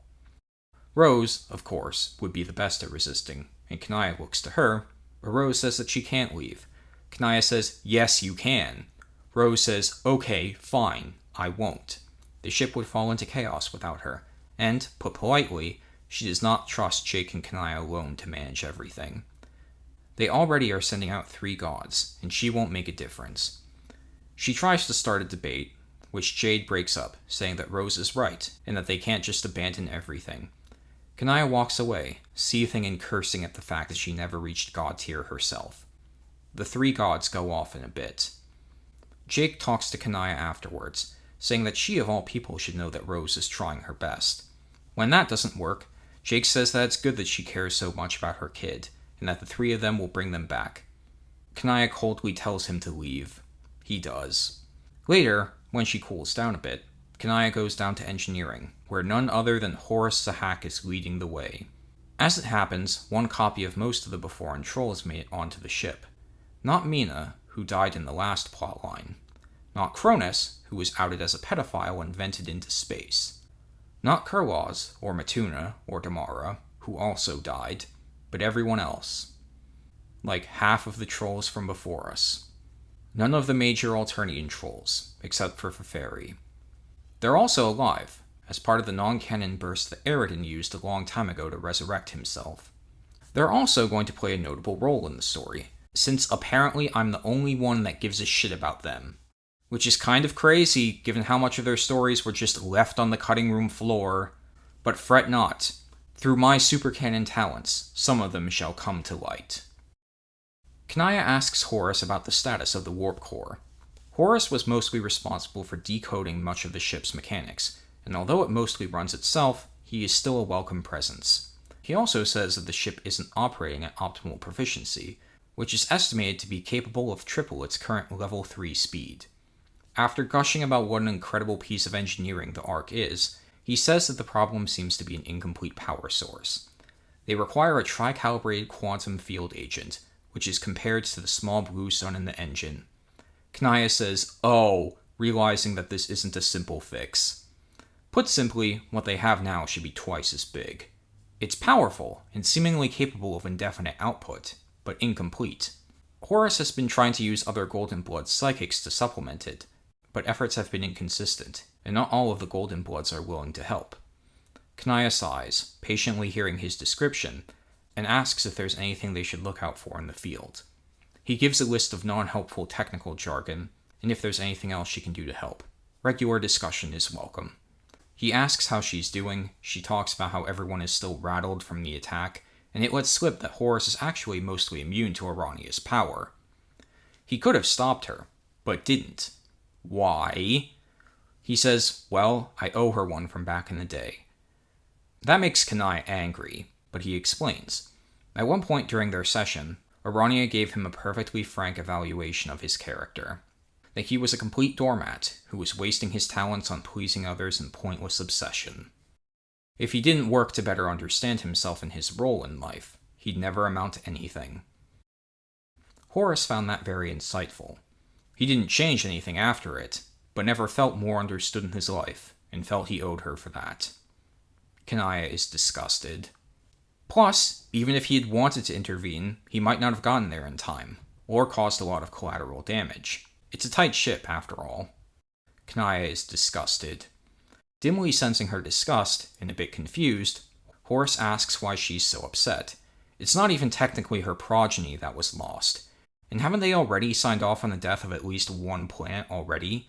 Kanaya sighs, trying to patiently describe the concept of a human family to him. And he seems to respond. But, well, suffice it to say, she regrets explaining it to him. He's not a pedophile, mind you. He's just thinking about applying it as sexual cosplay between consenting adults. Disturbing, but not evil. Incidentally, he's still in a relationship with Rufioh, who now finds him very weird and is actively avoiding him. He gives sly, at times lewd comments to the shipblood, teasing him and acting as though his boyfriend just needs space. Kankri comes into the discussion between Horace and Kanaya, complaining about how it's problematic to highlight human cultural norms as though they are superior to troll standards. Kanaya tells him to fuck off. She walks away. Essentially, she has to deal with a sense of helplessness, while working to maintain stability on the ship. Feferi tries to help, but most of the trolls nowadays aren't interested in listening to the Highbloods. Still, Kanaya listens, and keeps on a strong face as the days go by. However, Kanaya and Rose still have a rift between them, and Kanaya sleeps in Pig Awful's room. There are no proper Recooper raccoons in this place, and as a result, the trolls are having difficulty sleeping. Maybe that's part of the reason why tensions are so high. She misses her daughter. She cries herself to sleep. Rose, for her part, misses Kanaya, but won't resolve the fight because she refuses to apologize. It's stupid. They've had to make tough decisions before. She's a leader. In a conversation with Jake, she tells him all this, and wonders offhandedly if Jane felt the same way. Jake says that she shouldn't let Kanaya hear her saying that.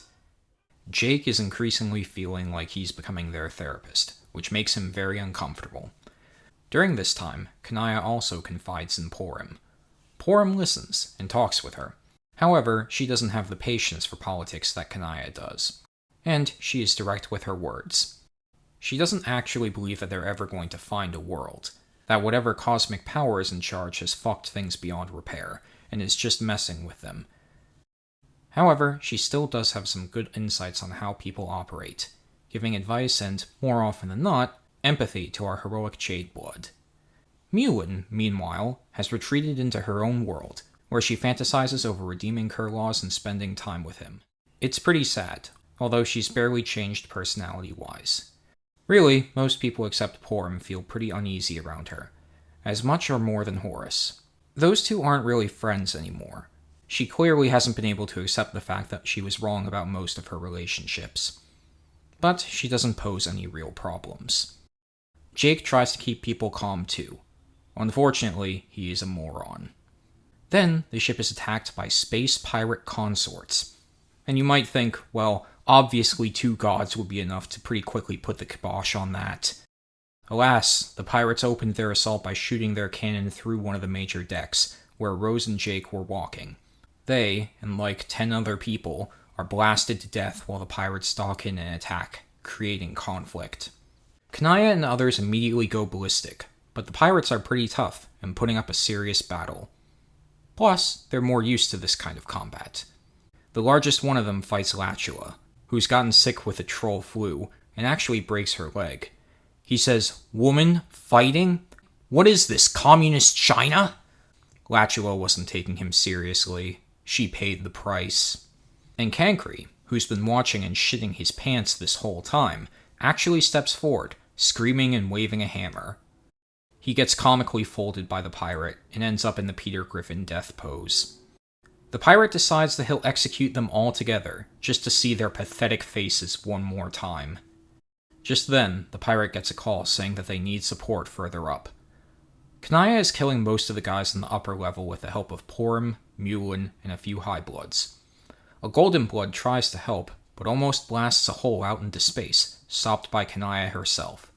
Down below, Horus kills most of the invading force, aided by Rufioh, who trips one of the others. Rose and Jake finally finish reviving. Non-canon resurrection timing is weird. The pirates hurriedly try to retreat, but Rose blasts their engines, frying their communications and stopping them at least for repairs. And then they talk. As it turns out, they missed a spot in the control manual that says how to detect cloaked ships. Oops. Arania told the pirate crew of some juicy loot, and they were after their engine source. But they didn't know that they had magical super beings on their side. The captain explains that the mainstream galactic economy has broken down over a certain planet defaulting on its debts, and most of the factions have effectively ceased to be. Pirates and other crazy individual forces pollute the night sky, and the planets keep to themselves. And yet on their star map, there is one faction that remains, the Star Alliance. The pirates stay far away from them, and if the others want to properly upgrade their engines, that's the best place to either barter or ask for aid. And it happens to be on their way. Rose takes the map. The captain begs to be spared, promising that they'll leave them alone from now on. He's a coward at heart, and Kanaya, who's been terrorizing him, lets him leave to see to his repairs. The other pirates skitter away. Later, on the ship above the pirates, they have to come to a decision on whether or not they're going to let them finish their repairs and limp back to Space Pirate HQ, as opposed to destroying them. Horus calmly says that if they let them leave, the ship will be hounded again in greater numbers, and also that they should strip the ship for any additional parts. To him, it's obvious. Jake is hesitant. Actually killing the helpless is a new step for them. Kanaya is also silent, for a moment. Porrim, upon seeing this, unexpectedly chimes in, saying that a lot of the trolls are angry because of the death, and wouldn't happily accept letting the others go. Rose is listening, and seems to be considering killing them.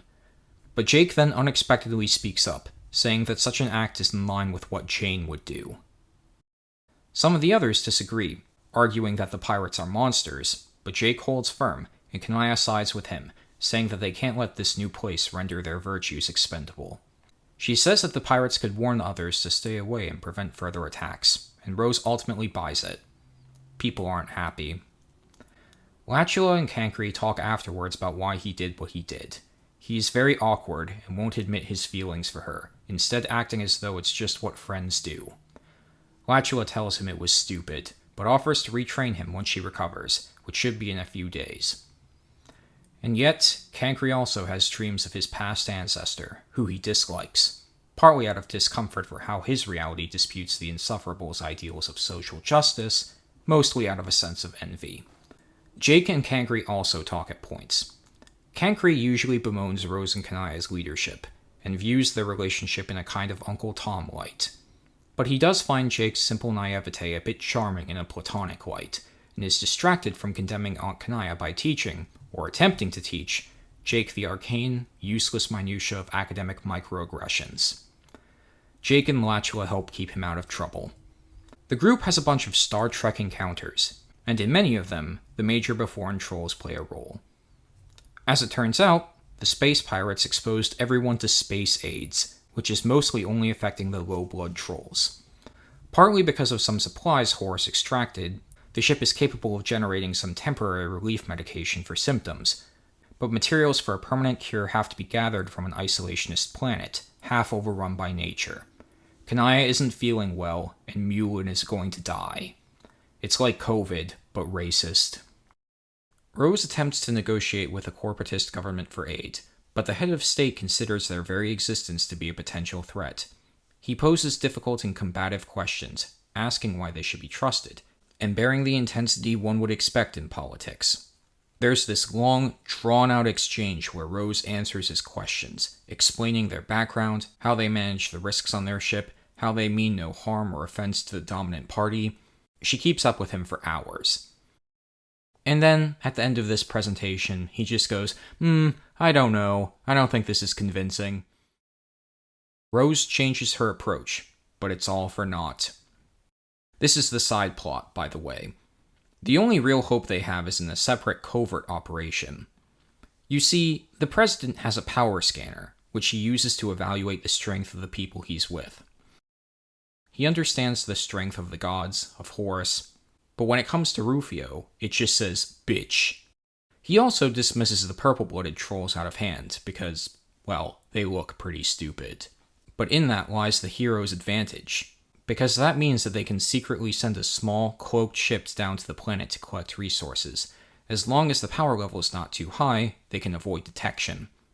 And so, Rufioh, whose defining character traits are pushover and weeaboo, must lead 6 purple-blooded trolls in a quest deep in the forest to find raw butt berries, which are quite rare and have uniquely restorative properties.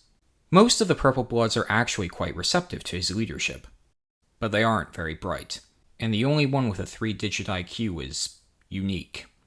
It's not my troll Sona, and I refuse to use the word OC unironically. It's a Tro LLC. Yes, perfect. You see, the general rule in this setting is that the Purple Bloods have had their minds melted by religion. They worship clowns, and drink Fago, and sometimes kill a bunch of people because they realize just how dumb they look. That's rare in the New World, though. Usually, the deliberate ignorance of their faith protects them, keeping them placid and servile, snuffing out whatever individual identity they may have had in the name of grotesque falsehood. Of course, the actual joke of their faith is that it's all for nothing. But then, does the truth really matter if you never find out otherwise?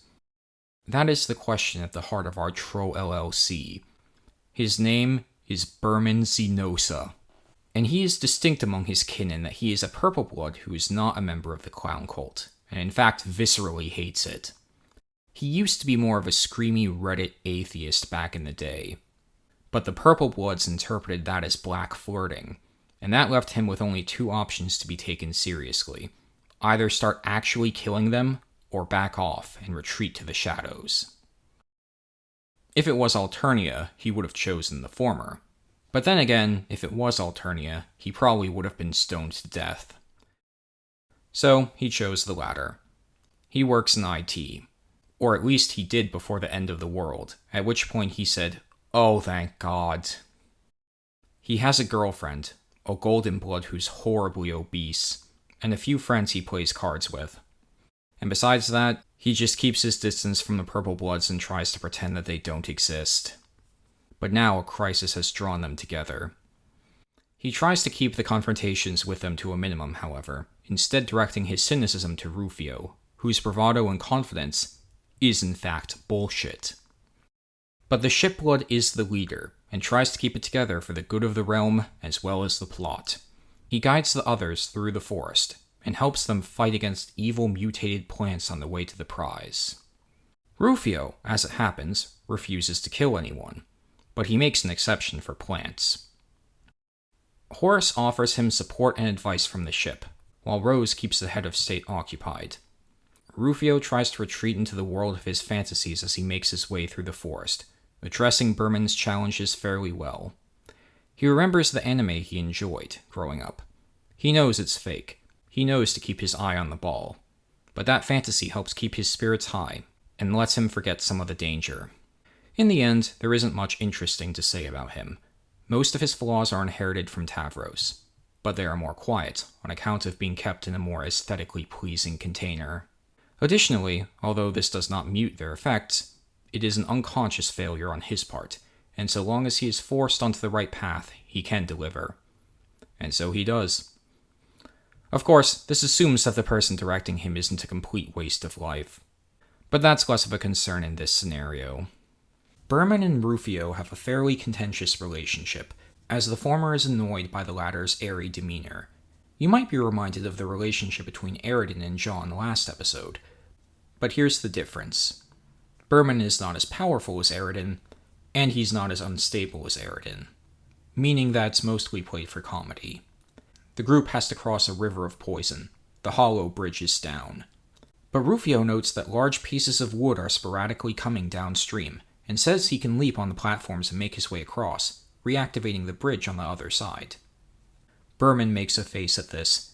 What, are you crazy? You can't make that jump. How could you predict when the debris is coming? And even if you could, that shit would collapse under your weight. Rufioh stares at him. I can do it. No, you can't! But the other purple-blooded trolls believe in Rufioh, whooping and hollering like morons. Berman, for the record, wants them to take a longer, but safer, route to circumvent this. But that'll take them hours out of their way, perhaps even days. And as Rufioh points out, the people they're fighting for are critically ill. Even a second of delay could mean death. Berman wants to respond to this, but he doesn't. With the cheers of his friends, Rufioh takes the leap. And he succeeds. He's able to leap from one log to the next with grace, and although one of them is unsteady, and looks like it's about to capsize, he jumps off just in time and guns it to the other side, before turning on the bridge. Just like he said he would. The purple bloods whoop. Berman rubs his temples. Oh my god. And that's pretty much how it usually goes on the adventure. Berman's usually right, or at least has a point, but the others ignore him because he's cringe. And they're just able to skate by without consequences, because Rufioh's just that cool. The other purple bloods, as the trials go on and they rest by the campfire, refer to Rufioh as the Fool, a figure from their religion that's able to gracefully pass all trials through native luck. It's a compliment. Rufioh is flattered, but Berman is disgusted.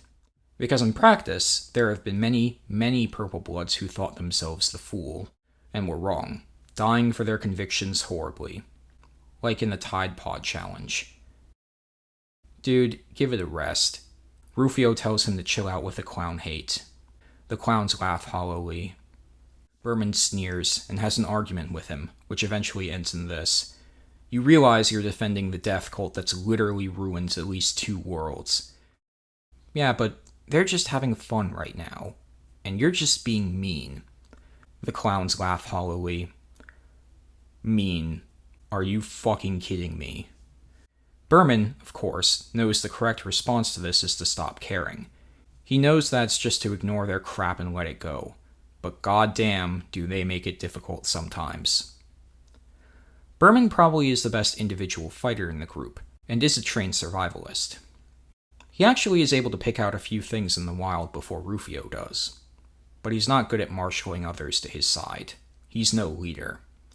And the mission continues, with Horus providing guidance from above. They leap through rivers, sneak past beasts, fight a few living plants, and it seems like everything is turning up Rufioh. Until he fucks up, and one of the purple bloods gets cut in half by an evil tree. The others stop, and the purple bloods quietly do a little chant for their fallen brethren. But Rufioh is taken aback.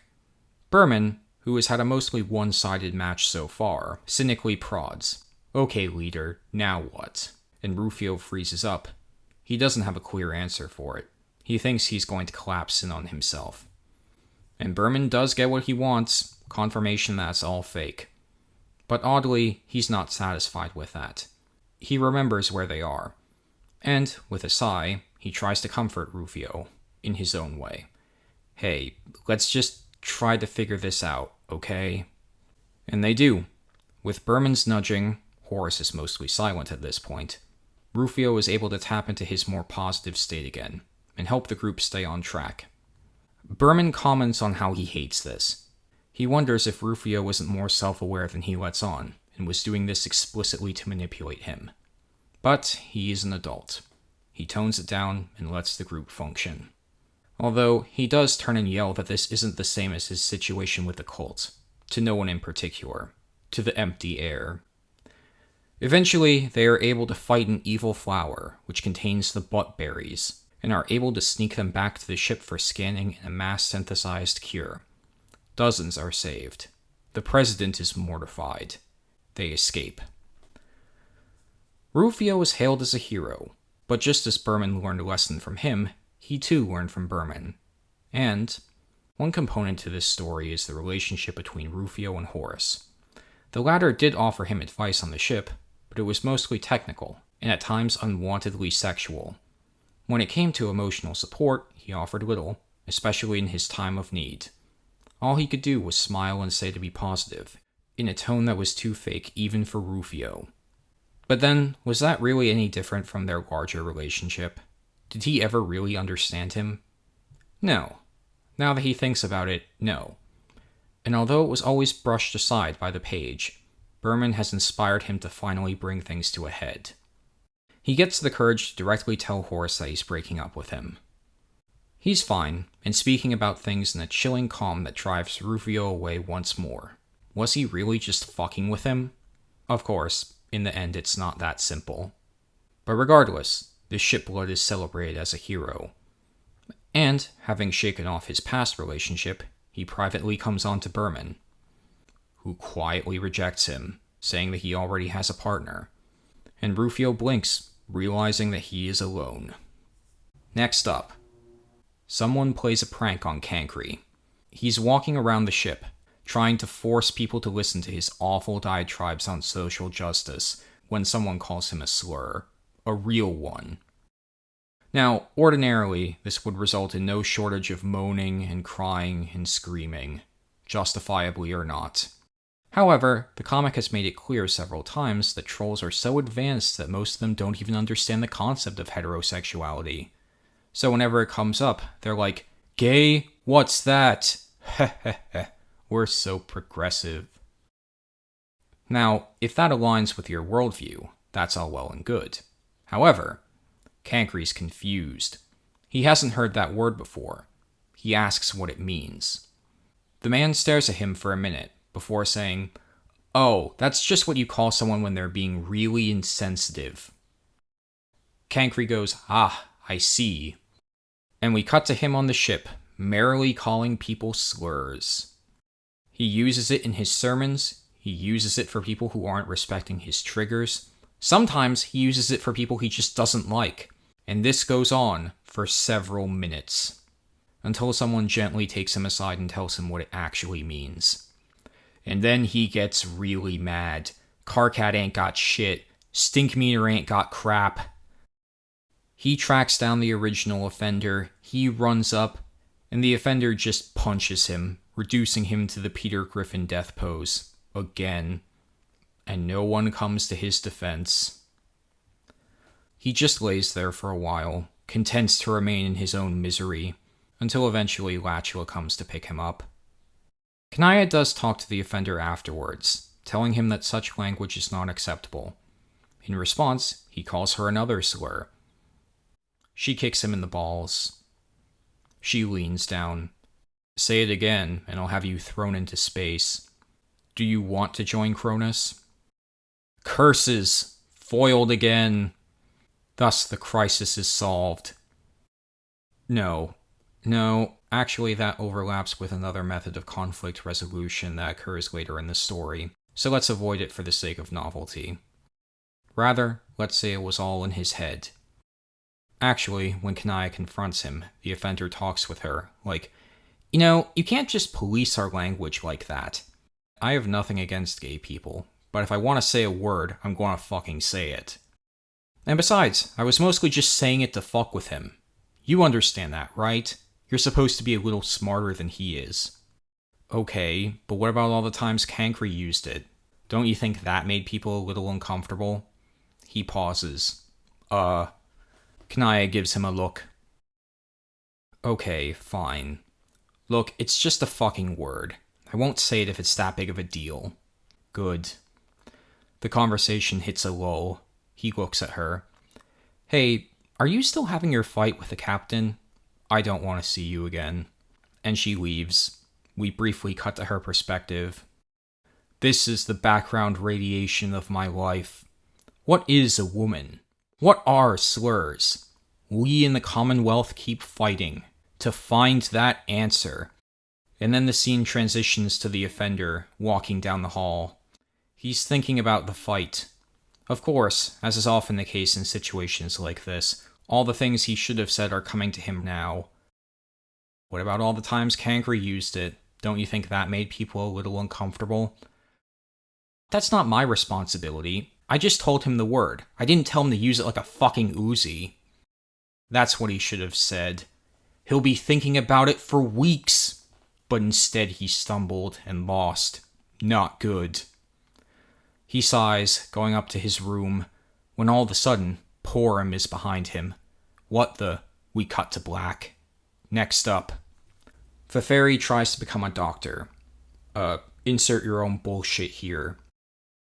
Feferi tries to be an interesting character. Next up, there is a problem. The ship has to go through a certain passage of space to avoid celestial phenomena.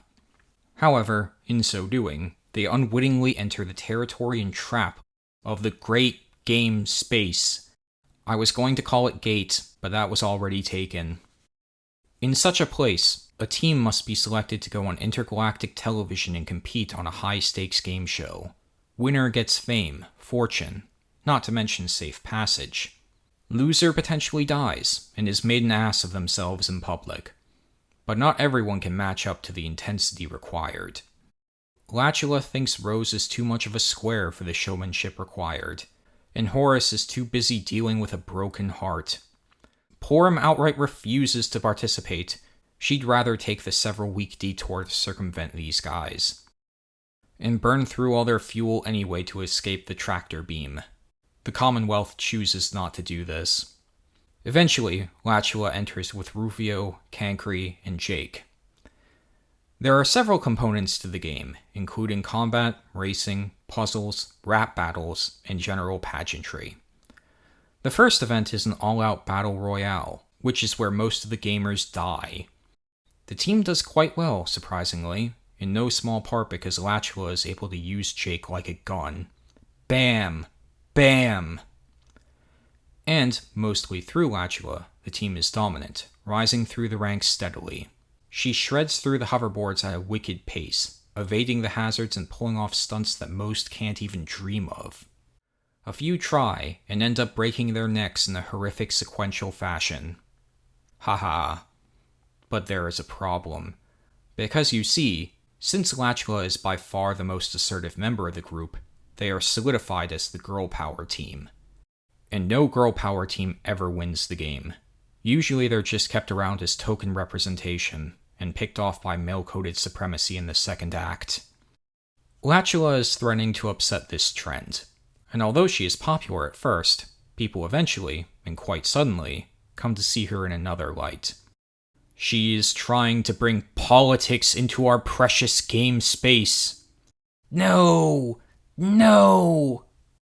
It is the number 2 of the game that is behind this, Abradolf Twinkler, and he is truly a bad banana. Let me explain. Although the game can and does involve death, said death is disproportionately distributed to new entrants and pawns. Fools who join the game out of desperation, greed, or coercion. They are called to appeal to the immediate bloodlust of a hyper-normalized market, and to show that the game means business.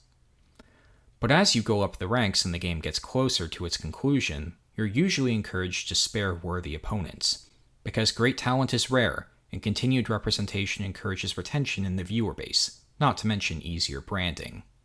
As a result, those in the top 5 have been around for quite a while. Abradolf has a constant rivalry with the champion, always fighting against him and always failing. It's a bit of a gag at this point. But just looking at Latula, he can tell she's better than him, and that brings his piss to a simmering boil. He uses his oratory skills and influence in the game world to turn the crowd against her, and the rules of the setting themselves. He hacks the volunteer system, so that rather than Kankri being selected for the puzzle challenge, it's Jake. Despite the unfairness, and a bit incensed by the negativity against his friend, Jake seeks to meet the challenge head-on. I can do it! But he can't, and he fucks it up really badly, getting him locked in the shackles and taking away one of the team's best assets. Things get a bit more desperate then.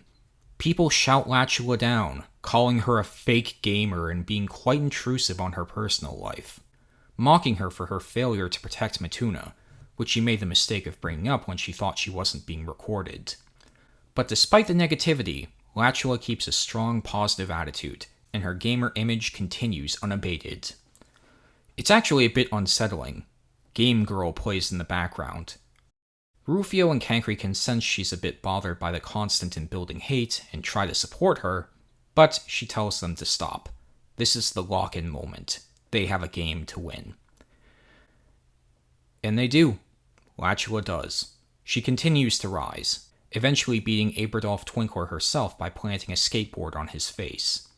However, when the final fight takes place, a one-on-one battle between herself and the champion, that's when things shift.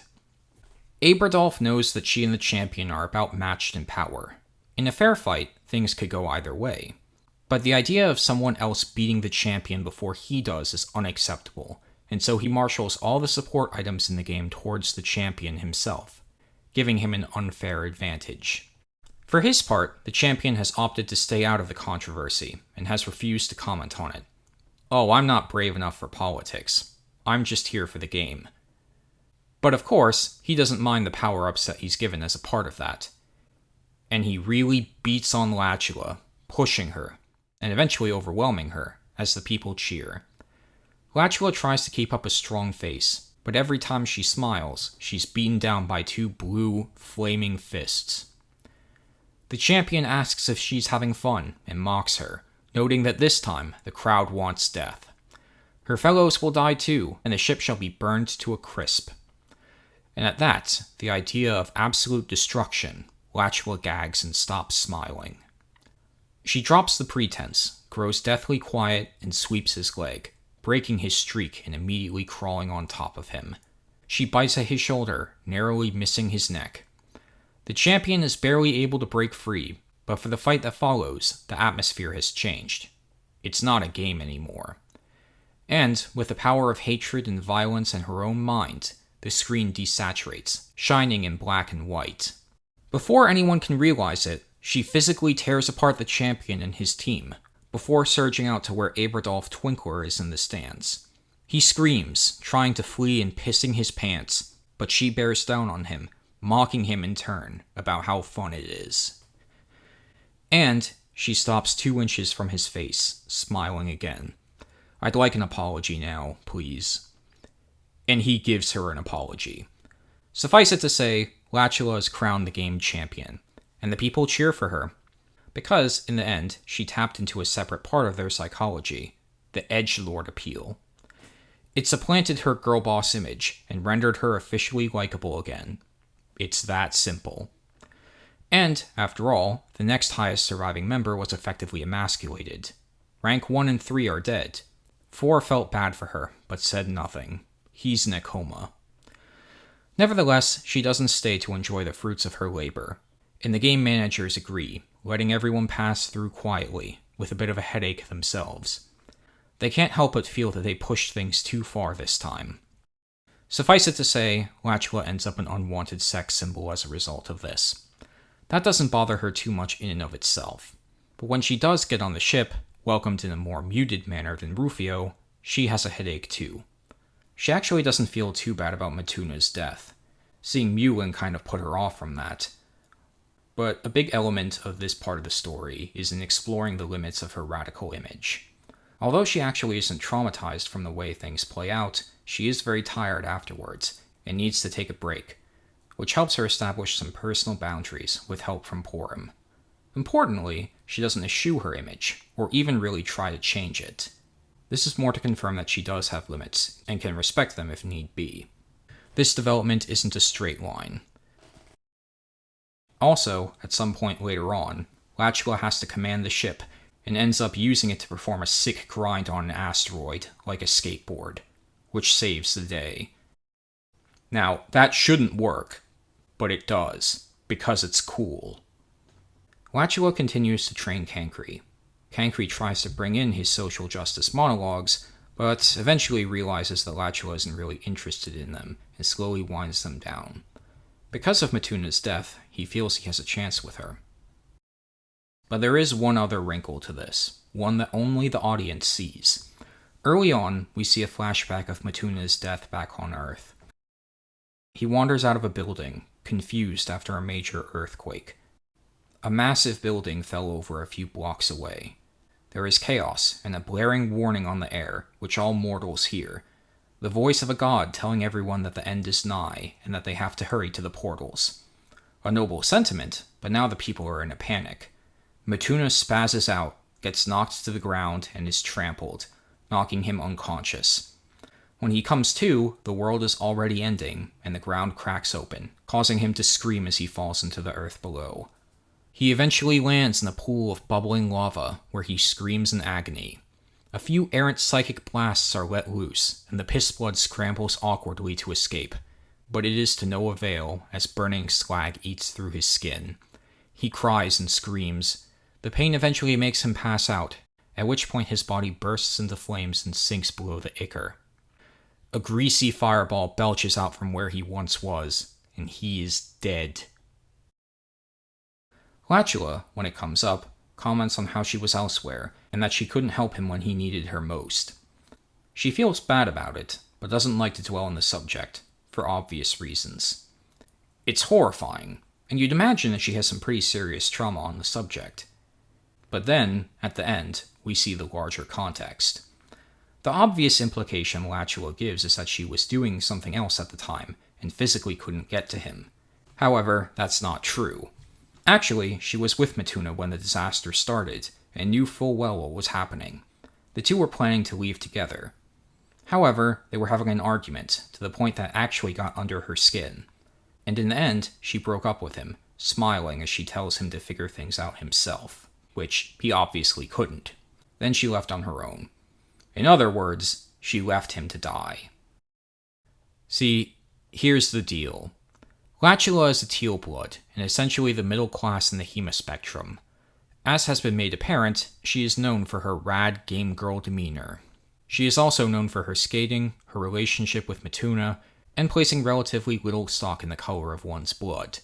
She is upbeat and friendly, and liked by almost everyone, although some consider her to be a bit dumb, or obnoxious.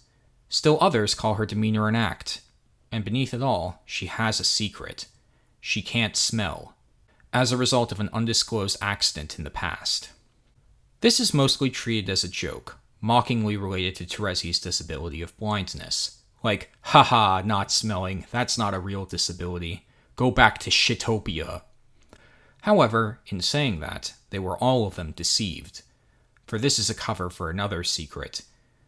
Do you have any idea how bad an accident has to be to completely cut off one of your senses? Pretty fucking bad. You see, the accident she had, a head injury when trying a dangerous skating trick early on, with the magic of her world, actually left her with another disability as well, an extreme difficulty to feel empathy for others. That's right, she's a sociopath. One who has more or less successfully integrated themselves into society. That's why she clings to her gamer girl image so hard. It's the only moral context that makes sense to her.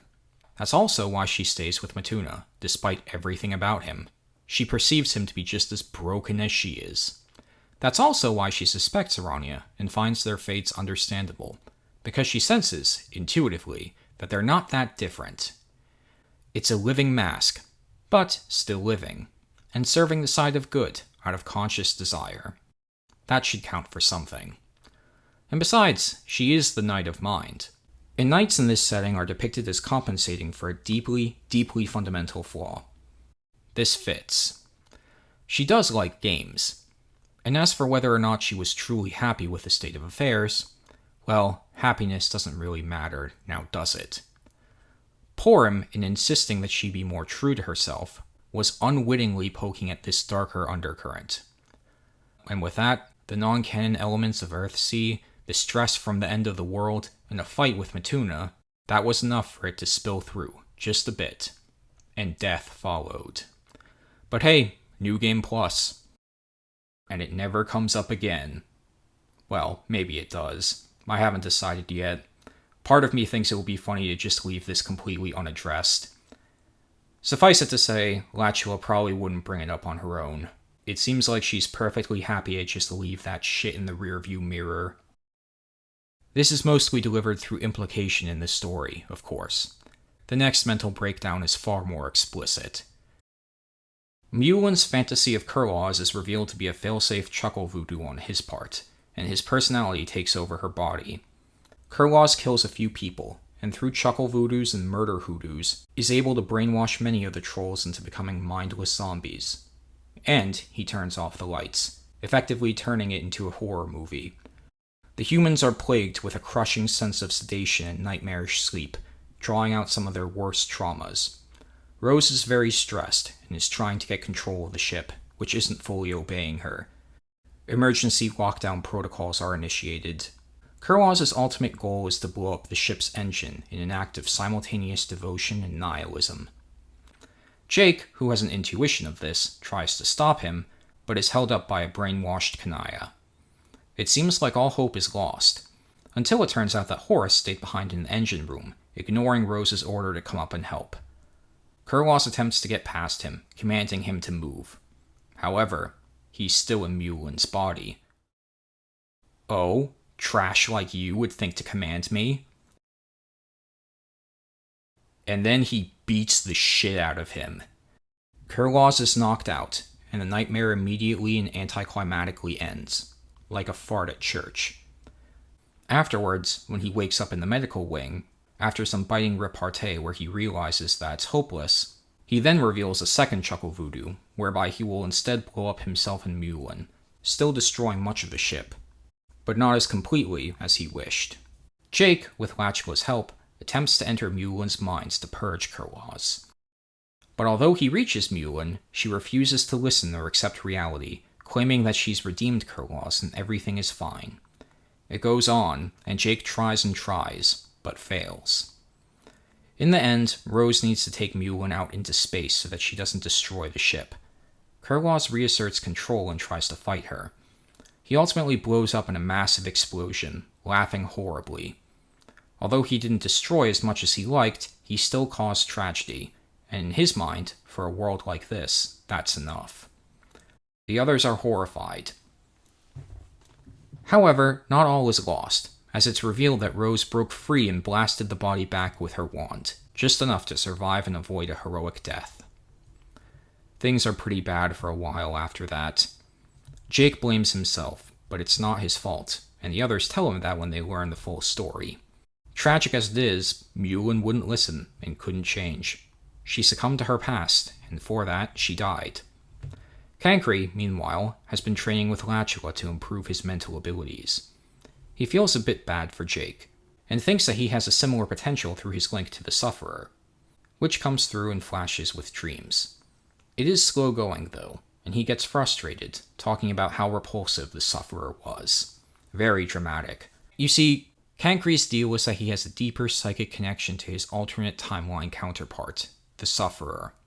Whereas he is obnoxious and ineffectual, the counterpart grew to change the world, serving as a Jesus parallel and standing against the barbaric culture of Alternia. Although he failed, his sacrifice inspired many, and he is regarded as a true hero. Interestingly, however, what inspired him to act was remembering his past life on Beforus, as Kankri himself, with all the others. Why? How? I believe it's a comment on Aristotelian ethics, and specifically the golden mean. Essentially, the golden mean is the idea that all values have three levels: excess, deficiency, and moderation. Moderation is, of course, the desired state of being, which best allows for the flourishing of life. The deficiency of courage is cowardice, the excess of it is recklessness. A sensible person finds the appropriate middle ground for the circumstance at hand, and helps his fellows to do the same. Of course, the question of where exactly this mean lies is a matter of some debate.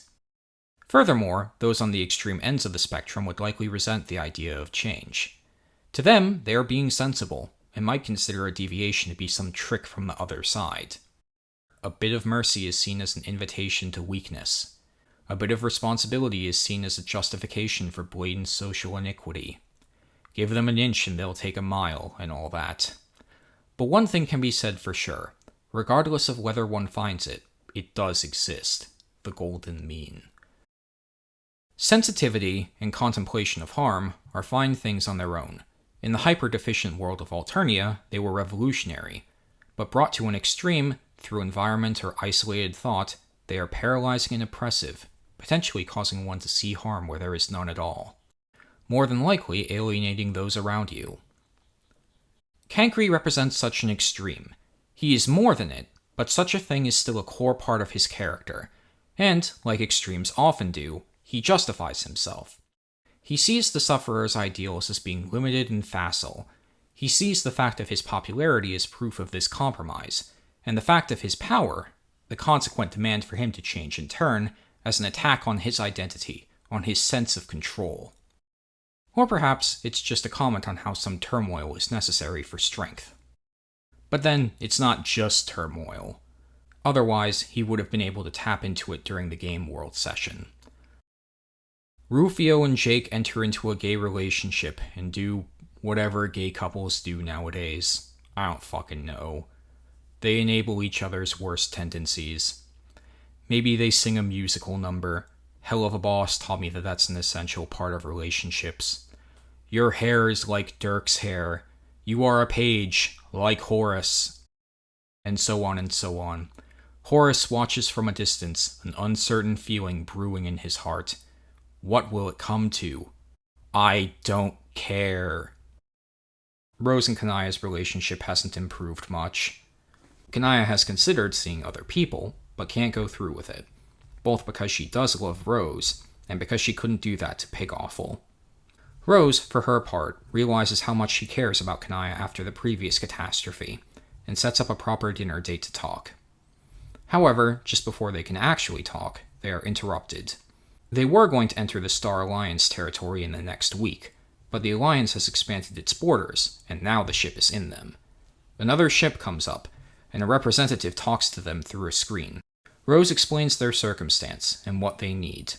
The representative says they can't just give that kind of thing out, but does admit that the ship seems odd, and that if they will consent to a full scan of their vessel and provide a report on everyone present, they can talk further and potentially arrange a deal. Rose, who of course took care of this early on, is prepared and does agree. People are desperate.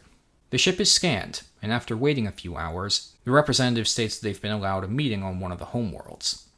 Some people are a bit suspicious, but it's been a long time since they've seen John and the search party, and if they want any hope of seeing their kids again, they need to do something. Beggars can't be choosers. They go to the planet, where, through Rose's suspicion and prodding, it's eventually revealed that no one lives there. It's a planet governed by an artificial intelligence, without any other conscious life present. It faked a human voice and individuality to draw them in.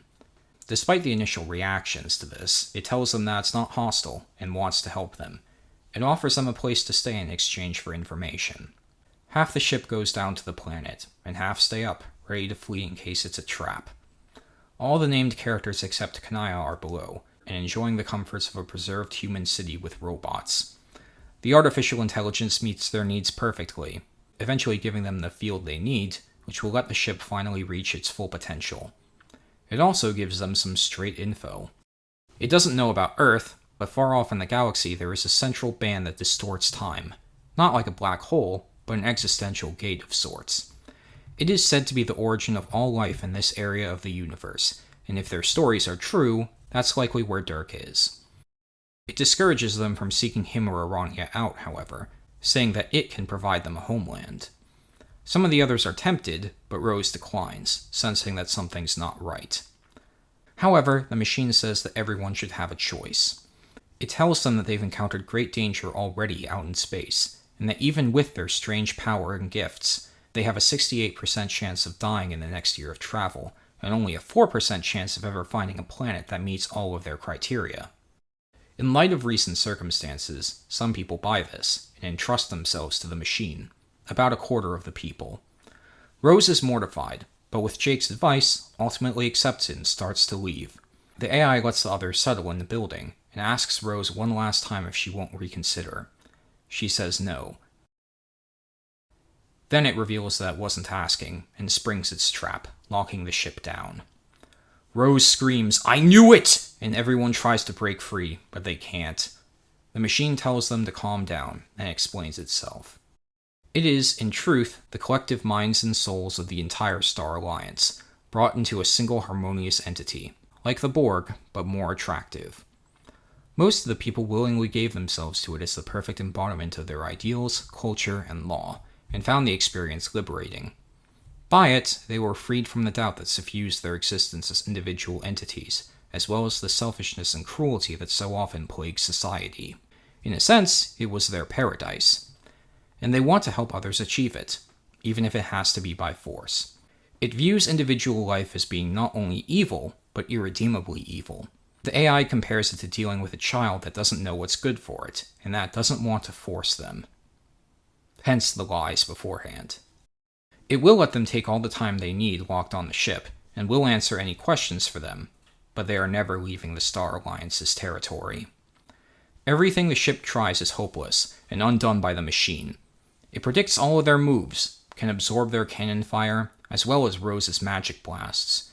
And when Jake tries to use his hope abilities as a beam attack, it disorients him with evil radio waves. Horace can't do much. I'm an engineer, not a wizard. The artificial intelligence offers to have a discourse with Rose on the issue. It'll talk for as long as she'd like. But she doesn't accept. She won't even dignify something so awful with a response, and is instead desperately searching for another way out. All seems lost, again. Most people want to make peace and go in before things get worse. Or at least enjoy a regular human lifetime on the planet before giving in. But Kankri, being accustomed to arguments, is actually able to find a loophole in their legal documents. The code by which the AI operates states that everything in existence is subject to the Great Joining, and being held in place until acceptance. But what counts as existing? Jake summons Brain Ghost Dirk, which is free to go through the AI world, eventually invading its circuitry and waging a battle against it. It's about as stupid as you'd think it is. The artificial intelligence offers to have a discourse with him, but Dirk refuses, believing that A, he wouldn't be able to beat it, and B, the odds of either of them changing their mind are somewhere between Jack and Dick. So they have a stupid techno battle, with Jake serving as the anchor. However, in the end, the machine wins by blasting Jake with his own memories of Dirk, calmly and rationally deconstructing his view of the man in light of everything as being ridiculous. However, when it seems like all is lost, Kankri actually saves the day again. Or, to be more specific, the Sufferer does. With Latula's help, he's finally able to tap into his seer powers, as well as the dreams and psychic connections with his post-scratch counterpart, manifesting it as his own projection, like Jake's. And now, it's here. He lays a hand on Dirk's shoulder, telling him that he did well, and then talks to the artificial intelligence. He tells it that this isn't the way, and the two have an elaborate discussion on virtue and the value of life. The machine has an answer for everything that the Sufferer says, and the conversation goes in the way that Dirk and Rose expected. However, the two disagree on some key subjective matters. Most prominently, the Sufferer believes in hope, even if it turns out to be wrong. And then he reveals his true trick. Through the Sufferer's power, he can force the entirety of the AI's power on him.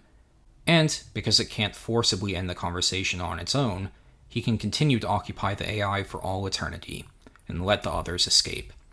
The only way for the AI to win would be to go back on its ideals, which would be tantamount to admitting its own faults. And so, through existential power akin to what lies far beyond, past the gate where Dirk lies, the AI is defeated, and the crew breaks free, leaving the Sufferer behind as a sacrifice. Kankri feels disoriented, but lighter after that. And once everything is done and over with, once he is thanked and things settle back to the relative normalcy of the ship, he decides to just stop being such a baby and just ask Latula out. Yeah, that's right. No big dumb production, no hand-wringing, no rumination, no consulting the referee's goldfish, no cut-rate demigod having to basically mash their faces together. He just does it. Latula blinks, commenting on how this seems a bit straightforward for him. He agrees, asking if she'd prefer a long, drawn-out discussion on the nature of implied power dynamics and how they can unravel the suffering of the oppressed and non-existent. Or if she'd just like to get to the point. She smiles at that, looking at him for a while before responding. Sure, why not? And they start a relationship. Oh, what, you thought I was just going to have her turn him down on account of seeing him as a friend, and him being heartbroken, and then they try to be friends but Kankri can't get over his feelings, and the two just naturally and awkwardly drift apart? Yeah, no, fuck you, happy ending. There's already enough dourness and misery here. Didn't you already do this with Eridan? No. Both of them approach love from opposite angles. One from the perspective of gods, and one from men. One was an obscene miracle at the end of a long path of bloodshed, breaking everything on the way to glory. The other was, in the end, born from a long connection between friends. A tumultuous and at times troubled connection, but a connection nonetheless. His didn't come from nowhere. And although Lachua was mostly ambivalent about him at best to begin with, their shared experiences, and her own changes over time, led her to see something else in him. Perhaps an improved version of a past partner. She is not blameless. At the end of the day, one of these two was far less obsessive in nature than the other.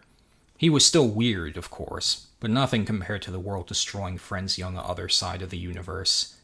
Both would face consequences, but one far more extreme than the other.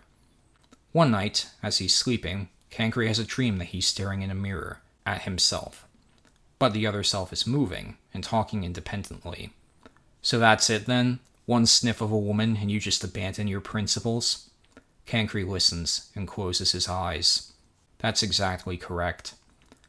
He knows he's made changes, and he is satisfied with them, and his partner, but somewhere, deep down, he can't bring himself to disagree. The reflection sneers. You won't get away with this. And the mirror shatters, his reflection multiplying as it repeats the phrase, you won't get away with this. It becomes an abomination as Kankri lets it all wash over him, and then he wakes up. It's not over yet. Jake has been nursing dreams of redeeming Dirk, or seeing that things aren't that bad, but realizes that he might have to let go of that and take responsibility himself. But Rose and Kanaya finally start to rebuild their relationship, and by and large, there is an air of improvement in the Commonwealth. It doesn't last. Porrim, as you may have noticed, is the only one of the surviving trolls that hasn't had their own adventure yet. And that's because, for the most part, she's more stable than the other trolls. But there has been a minor wrinkle, which has started to become more of an issue as of late. You see, Porrim is the Jade Blood of the Beforan trolls, right smack in the middle of the blood hierarchy. The Jade caste is meant to manage the troll's delicate reproductive cycle. However, Porrim was a feminist, and wasn't happy with her assigned path. She challenged the gender roles of her society, and continued to do so after her death. Unlike Kankri, who's just a sanctimonious caricature of social justice, she's supposed to be the real deal. We may have a despotic female ruler, but do we really not live in a patriarchy? Yeah, sure. But oddly, later in life, she's described as having a renewed interest in her bloodline's role. And then, in the New World, she ends up being defined by her motherly position, to the bitter end. She also drives the point home by continuing to exhibit a clearly motherly disposition to Kankri. I think the point of her character is to mock the feminists. Like, yeah, you might have your cutesy little rebellion, but when you get older and you're lonely, you're going to feel your biological impulses and submit to the natural order. It is inevitable. Now, mind you, I don't agree with that. Personally, I still hate everyone. But then, this isn't about me, is it? She's also apparently really promiscuous, which plays a role in her story, actually. Porrim came to serve as a source of emotional stability on the ship, listening to others and helping them work through their woes. She also has sex with a bunch of them, which, in this case at least, helps keep them pacified and forget about the horror of space. Like, chocolate in 1984. There's a mythic quality to it. However, recently she hasn't been having sex with any of them, and that's causing them to get mad, which is, in turn, causing an uptick in violent activity around the ship. Rose, hearing about this, makes a face. You're fucking with me. Kanaya coughs. I'm afraid not. Some loser is giving them the scoop. Apparently the one responsible for the last incident. He threw a tray in the cafeteria and spilled hot soup on Jerry Seinfeld. It was a whole big thing. He hasn't changed his story. It's consistent with others. 2 people are dead.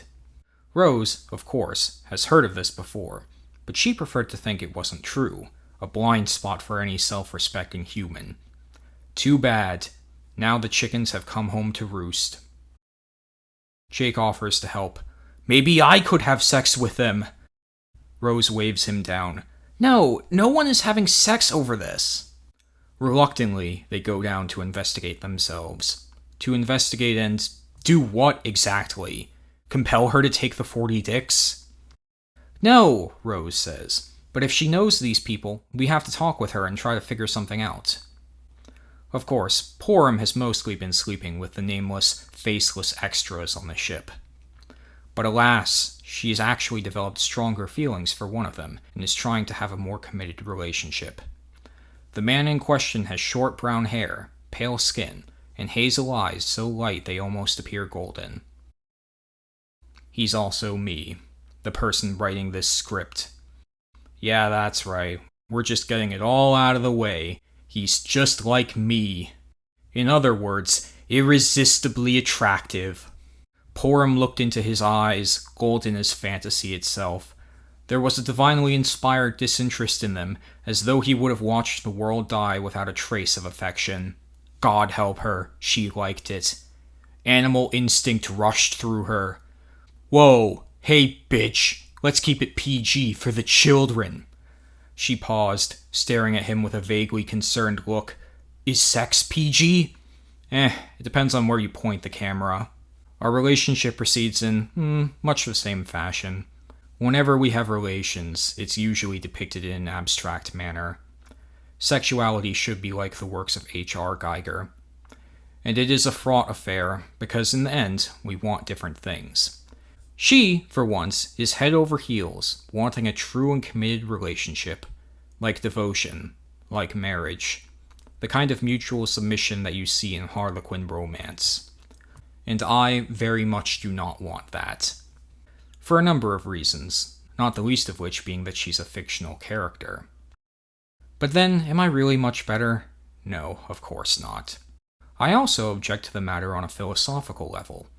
People sometimes consider themselves to be unlovable because of their looks or demeanor. But I think no one deserves love, for entirely separate reasons. I've been having my own adventures on the ship, incidentally, mostly in trying to learn art. It doesn't go well. Damn you, perspective! I am going to make a small incision on the nose line. Fuck! Ugh, can't I just use AI? No, man. People are still having their frothing mouth episode over that. I also do some writing, but that also ends in failure. Not that it stops me from trying. One day we will find it, the world of endless dreams. It's like a comedy of errors. I also, of course, have magical powers, well beyond what the others expect. But I, as of yet, have mostly refrained from using those powers for personal reasons. Well, except for one incident, maybe. At one point, a little earlier in the narrative, before the investigation, Latchua comes to see me, a little curious about Porrim's partner. I'm cordial, if somewhat dismissive. But then, at one point she forgets to put a Z at the end of rules, and I stop the conversation. Hark! You forgot to put a Z at the end of your sentence. She kind of plays it off, pretending that doesn't bother her, even though it does. I move on. But then, later on in the conversation, she forgets to put the Z in again, and I give her a look. I'm sorry! I'm sorry! I sigh. What's even the point of you if you can't put Z's at the end of your sentences? But it's okay. I forgive her. After all, everyone makes mistakes. And to drive the point home, I sarcastically sing Everybody Makes Mistakes by Hannah Montana. The world warps to a concert hall. The extras join in. Her mistakes blare on a screen behind me. As the song is reaching its climax and the people cheer, Latchua quietly leaves. And then she wakes up. Ugh! It was all a dream. The next day, she does not ask Porrim about me, and the latter goes about her business. Porrim, porn star, Mary Gams, Rim Job Mayram. She has many names, most of them unfortunate. In any event, we remain connected, because she's passively better than an empty slot. Maybe. It's a matter of some debate in the symposium. She certainly gets more out of it than I do. Back to the sex investigation. The gangbang on the door. Illicit activities are being conducted behind it. They get out the battering ram. When they get in, I am on top of Porrim in bed, my form twisted into an indescribable mass of limbs and flesh, like the Thing. Or perhaps the unspeakable from Faith. She is happy. The others are horrified, too stunned to comment. My head, the one recognizable feature remaining, turns to face them. Ah, god damn it. I crawl off of her, my form gradually returning to normal as I face them. I don't suppose I can persuade you to forget what you saw. Rose looks at me. What are you? I'm human, you idiot. What are you? Suffice it to say, it eventually culminates in a big dumb chess battle between Rose and I for supreme authority over the ship. We both start cheating almost immediately. I use AI to make perfect moves. Rose, in response, manipulates my view of the pieces to swap them around, messing up my moves. Hey, stop that! I look to Porrim. If you kill her, I'll do whatever you want for a week. Some terms and conditions apply. And Porrim immediately accepts this.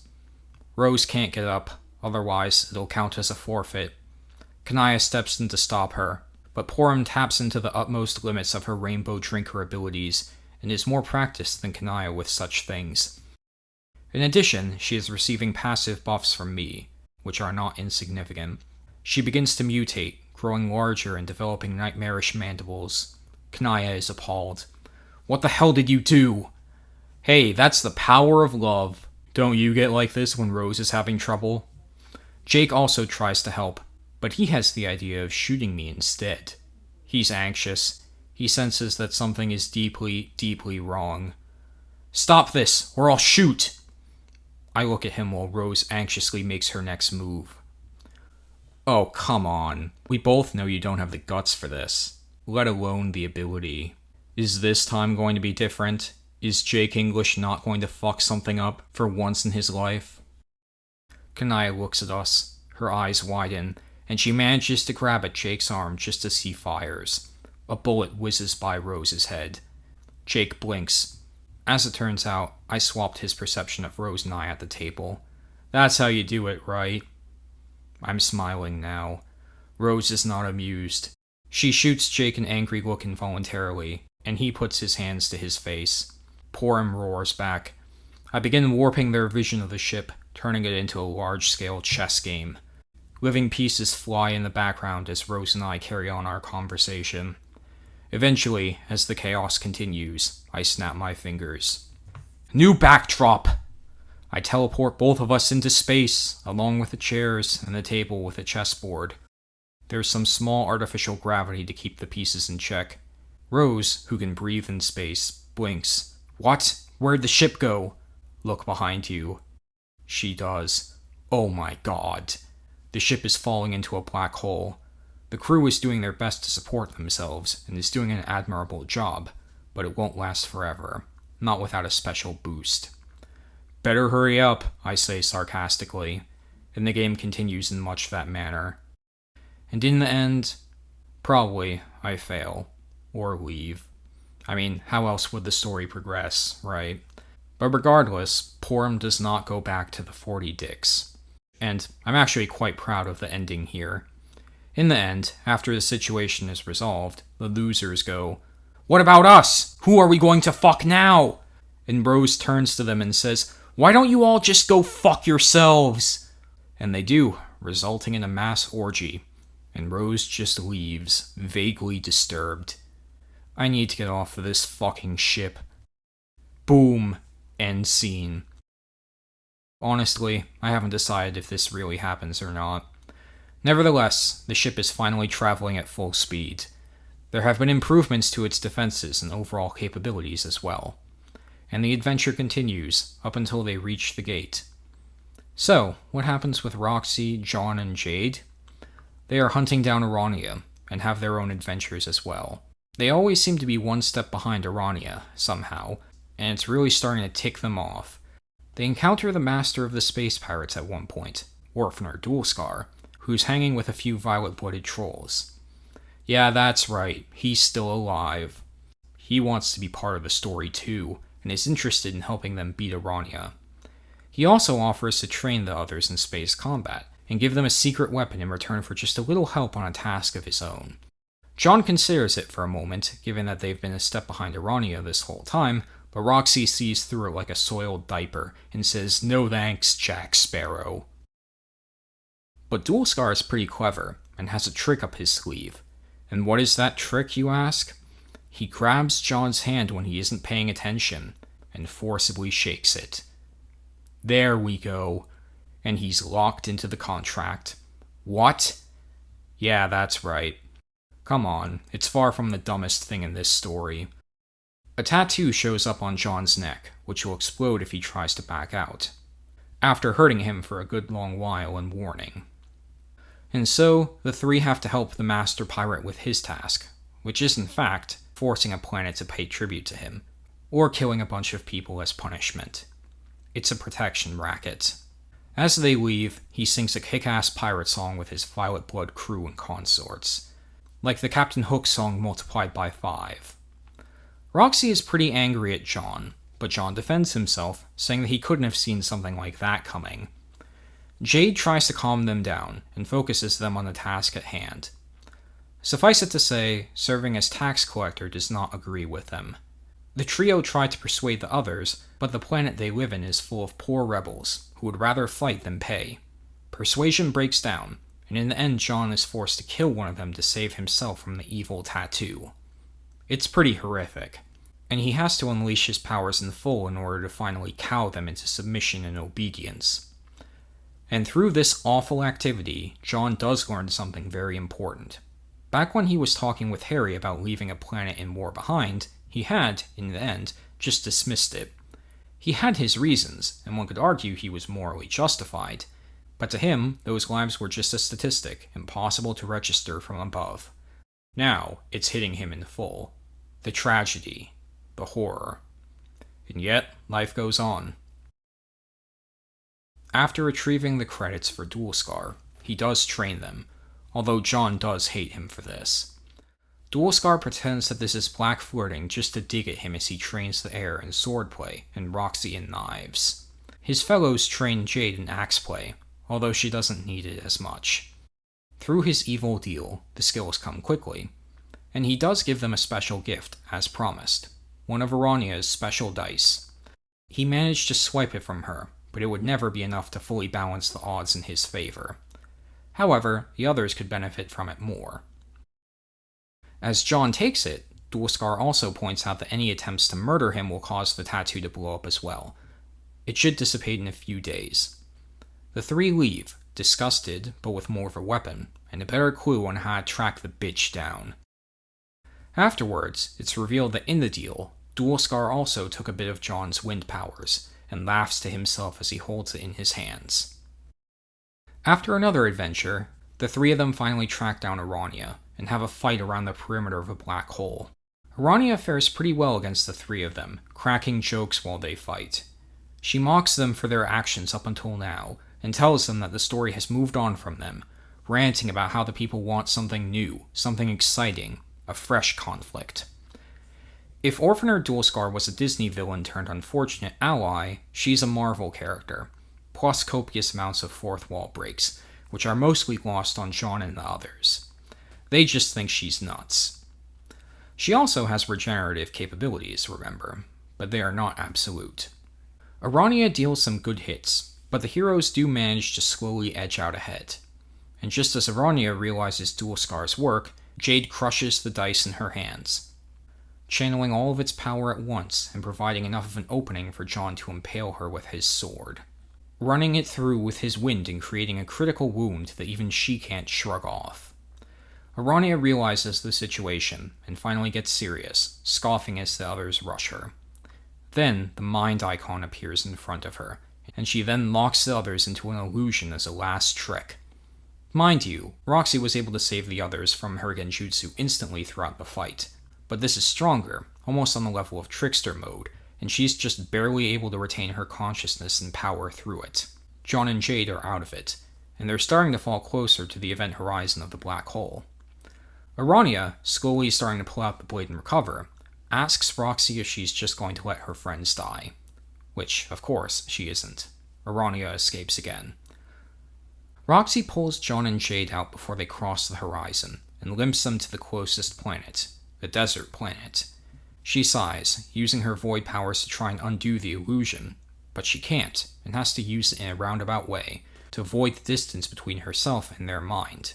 There are risks. She is concerned, but has no choice, and enters Jade's mind. The illusion is deep, and in it, Jade is in the future of a fake timeline, where she's married Dave and had a son, a teenager named Dean, who's a kind boy and an athlete. Her friends are all alive. Jane realized what a monster she was becoming thanks to Roxy, and Dave is a senator, working hard for the good of the people. Although it hasn't been all sunshine and rainbows, things are good. She's satisfied. But it's all a fiction, a story that never came true. And over the course of several fictional days, Roxy is able to manifest in her mind as a series of echoes that warn her that everything's fake. Jade struggles at first. She's a middle-aged woman now, and has spent fake eons here. But as earthquakes occur, she has flashbacks of reality. Rose, her therapist, tries to stop them, but the snapback is too strong and artificial. As the characters start behaving unnaturally to coax her back, Jade realizes in horror that it is all fake, and then wakes up. She takes a few minutes to get out of it, but adapts somewhat well. However, she is still internally shaken. Then, Roxy goes into John's mind, where she finds something even less pleasant. Whereas Jade had gone to the future, John has gone to the past, right after everyone went to Earthsea in the end of Homestuck. There, he's basking in the praise and love from the people, more wholeheartedly than before.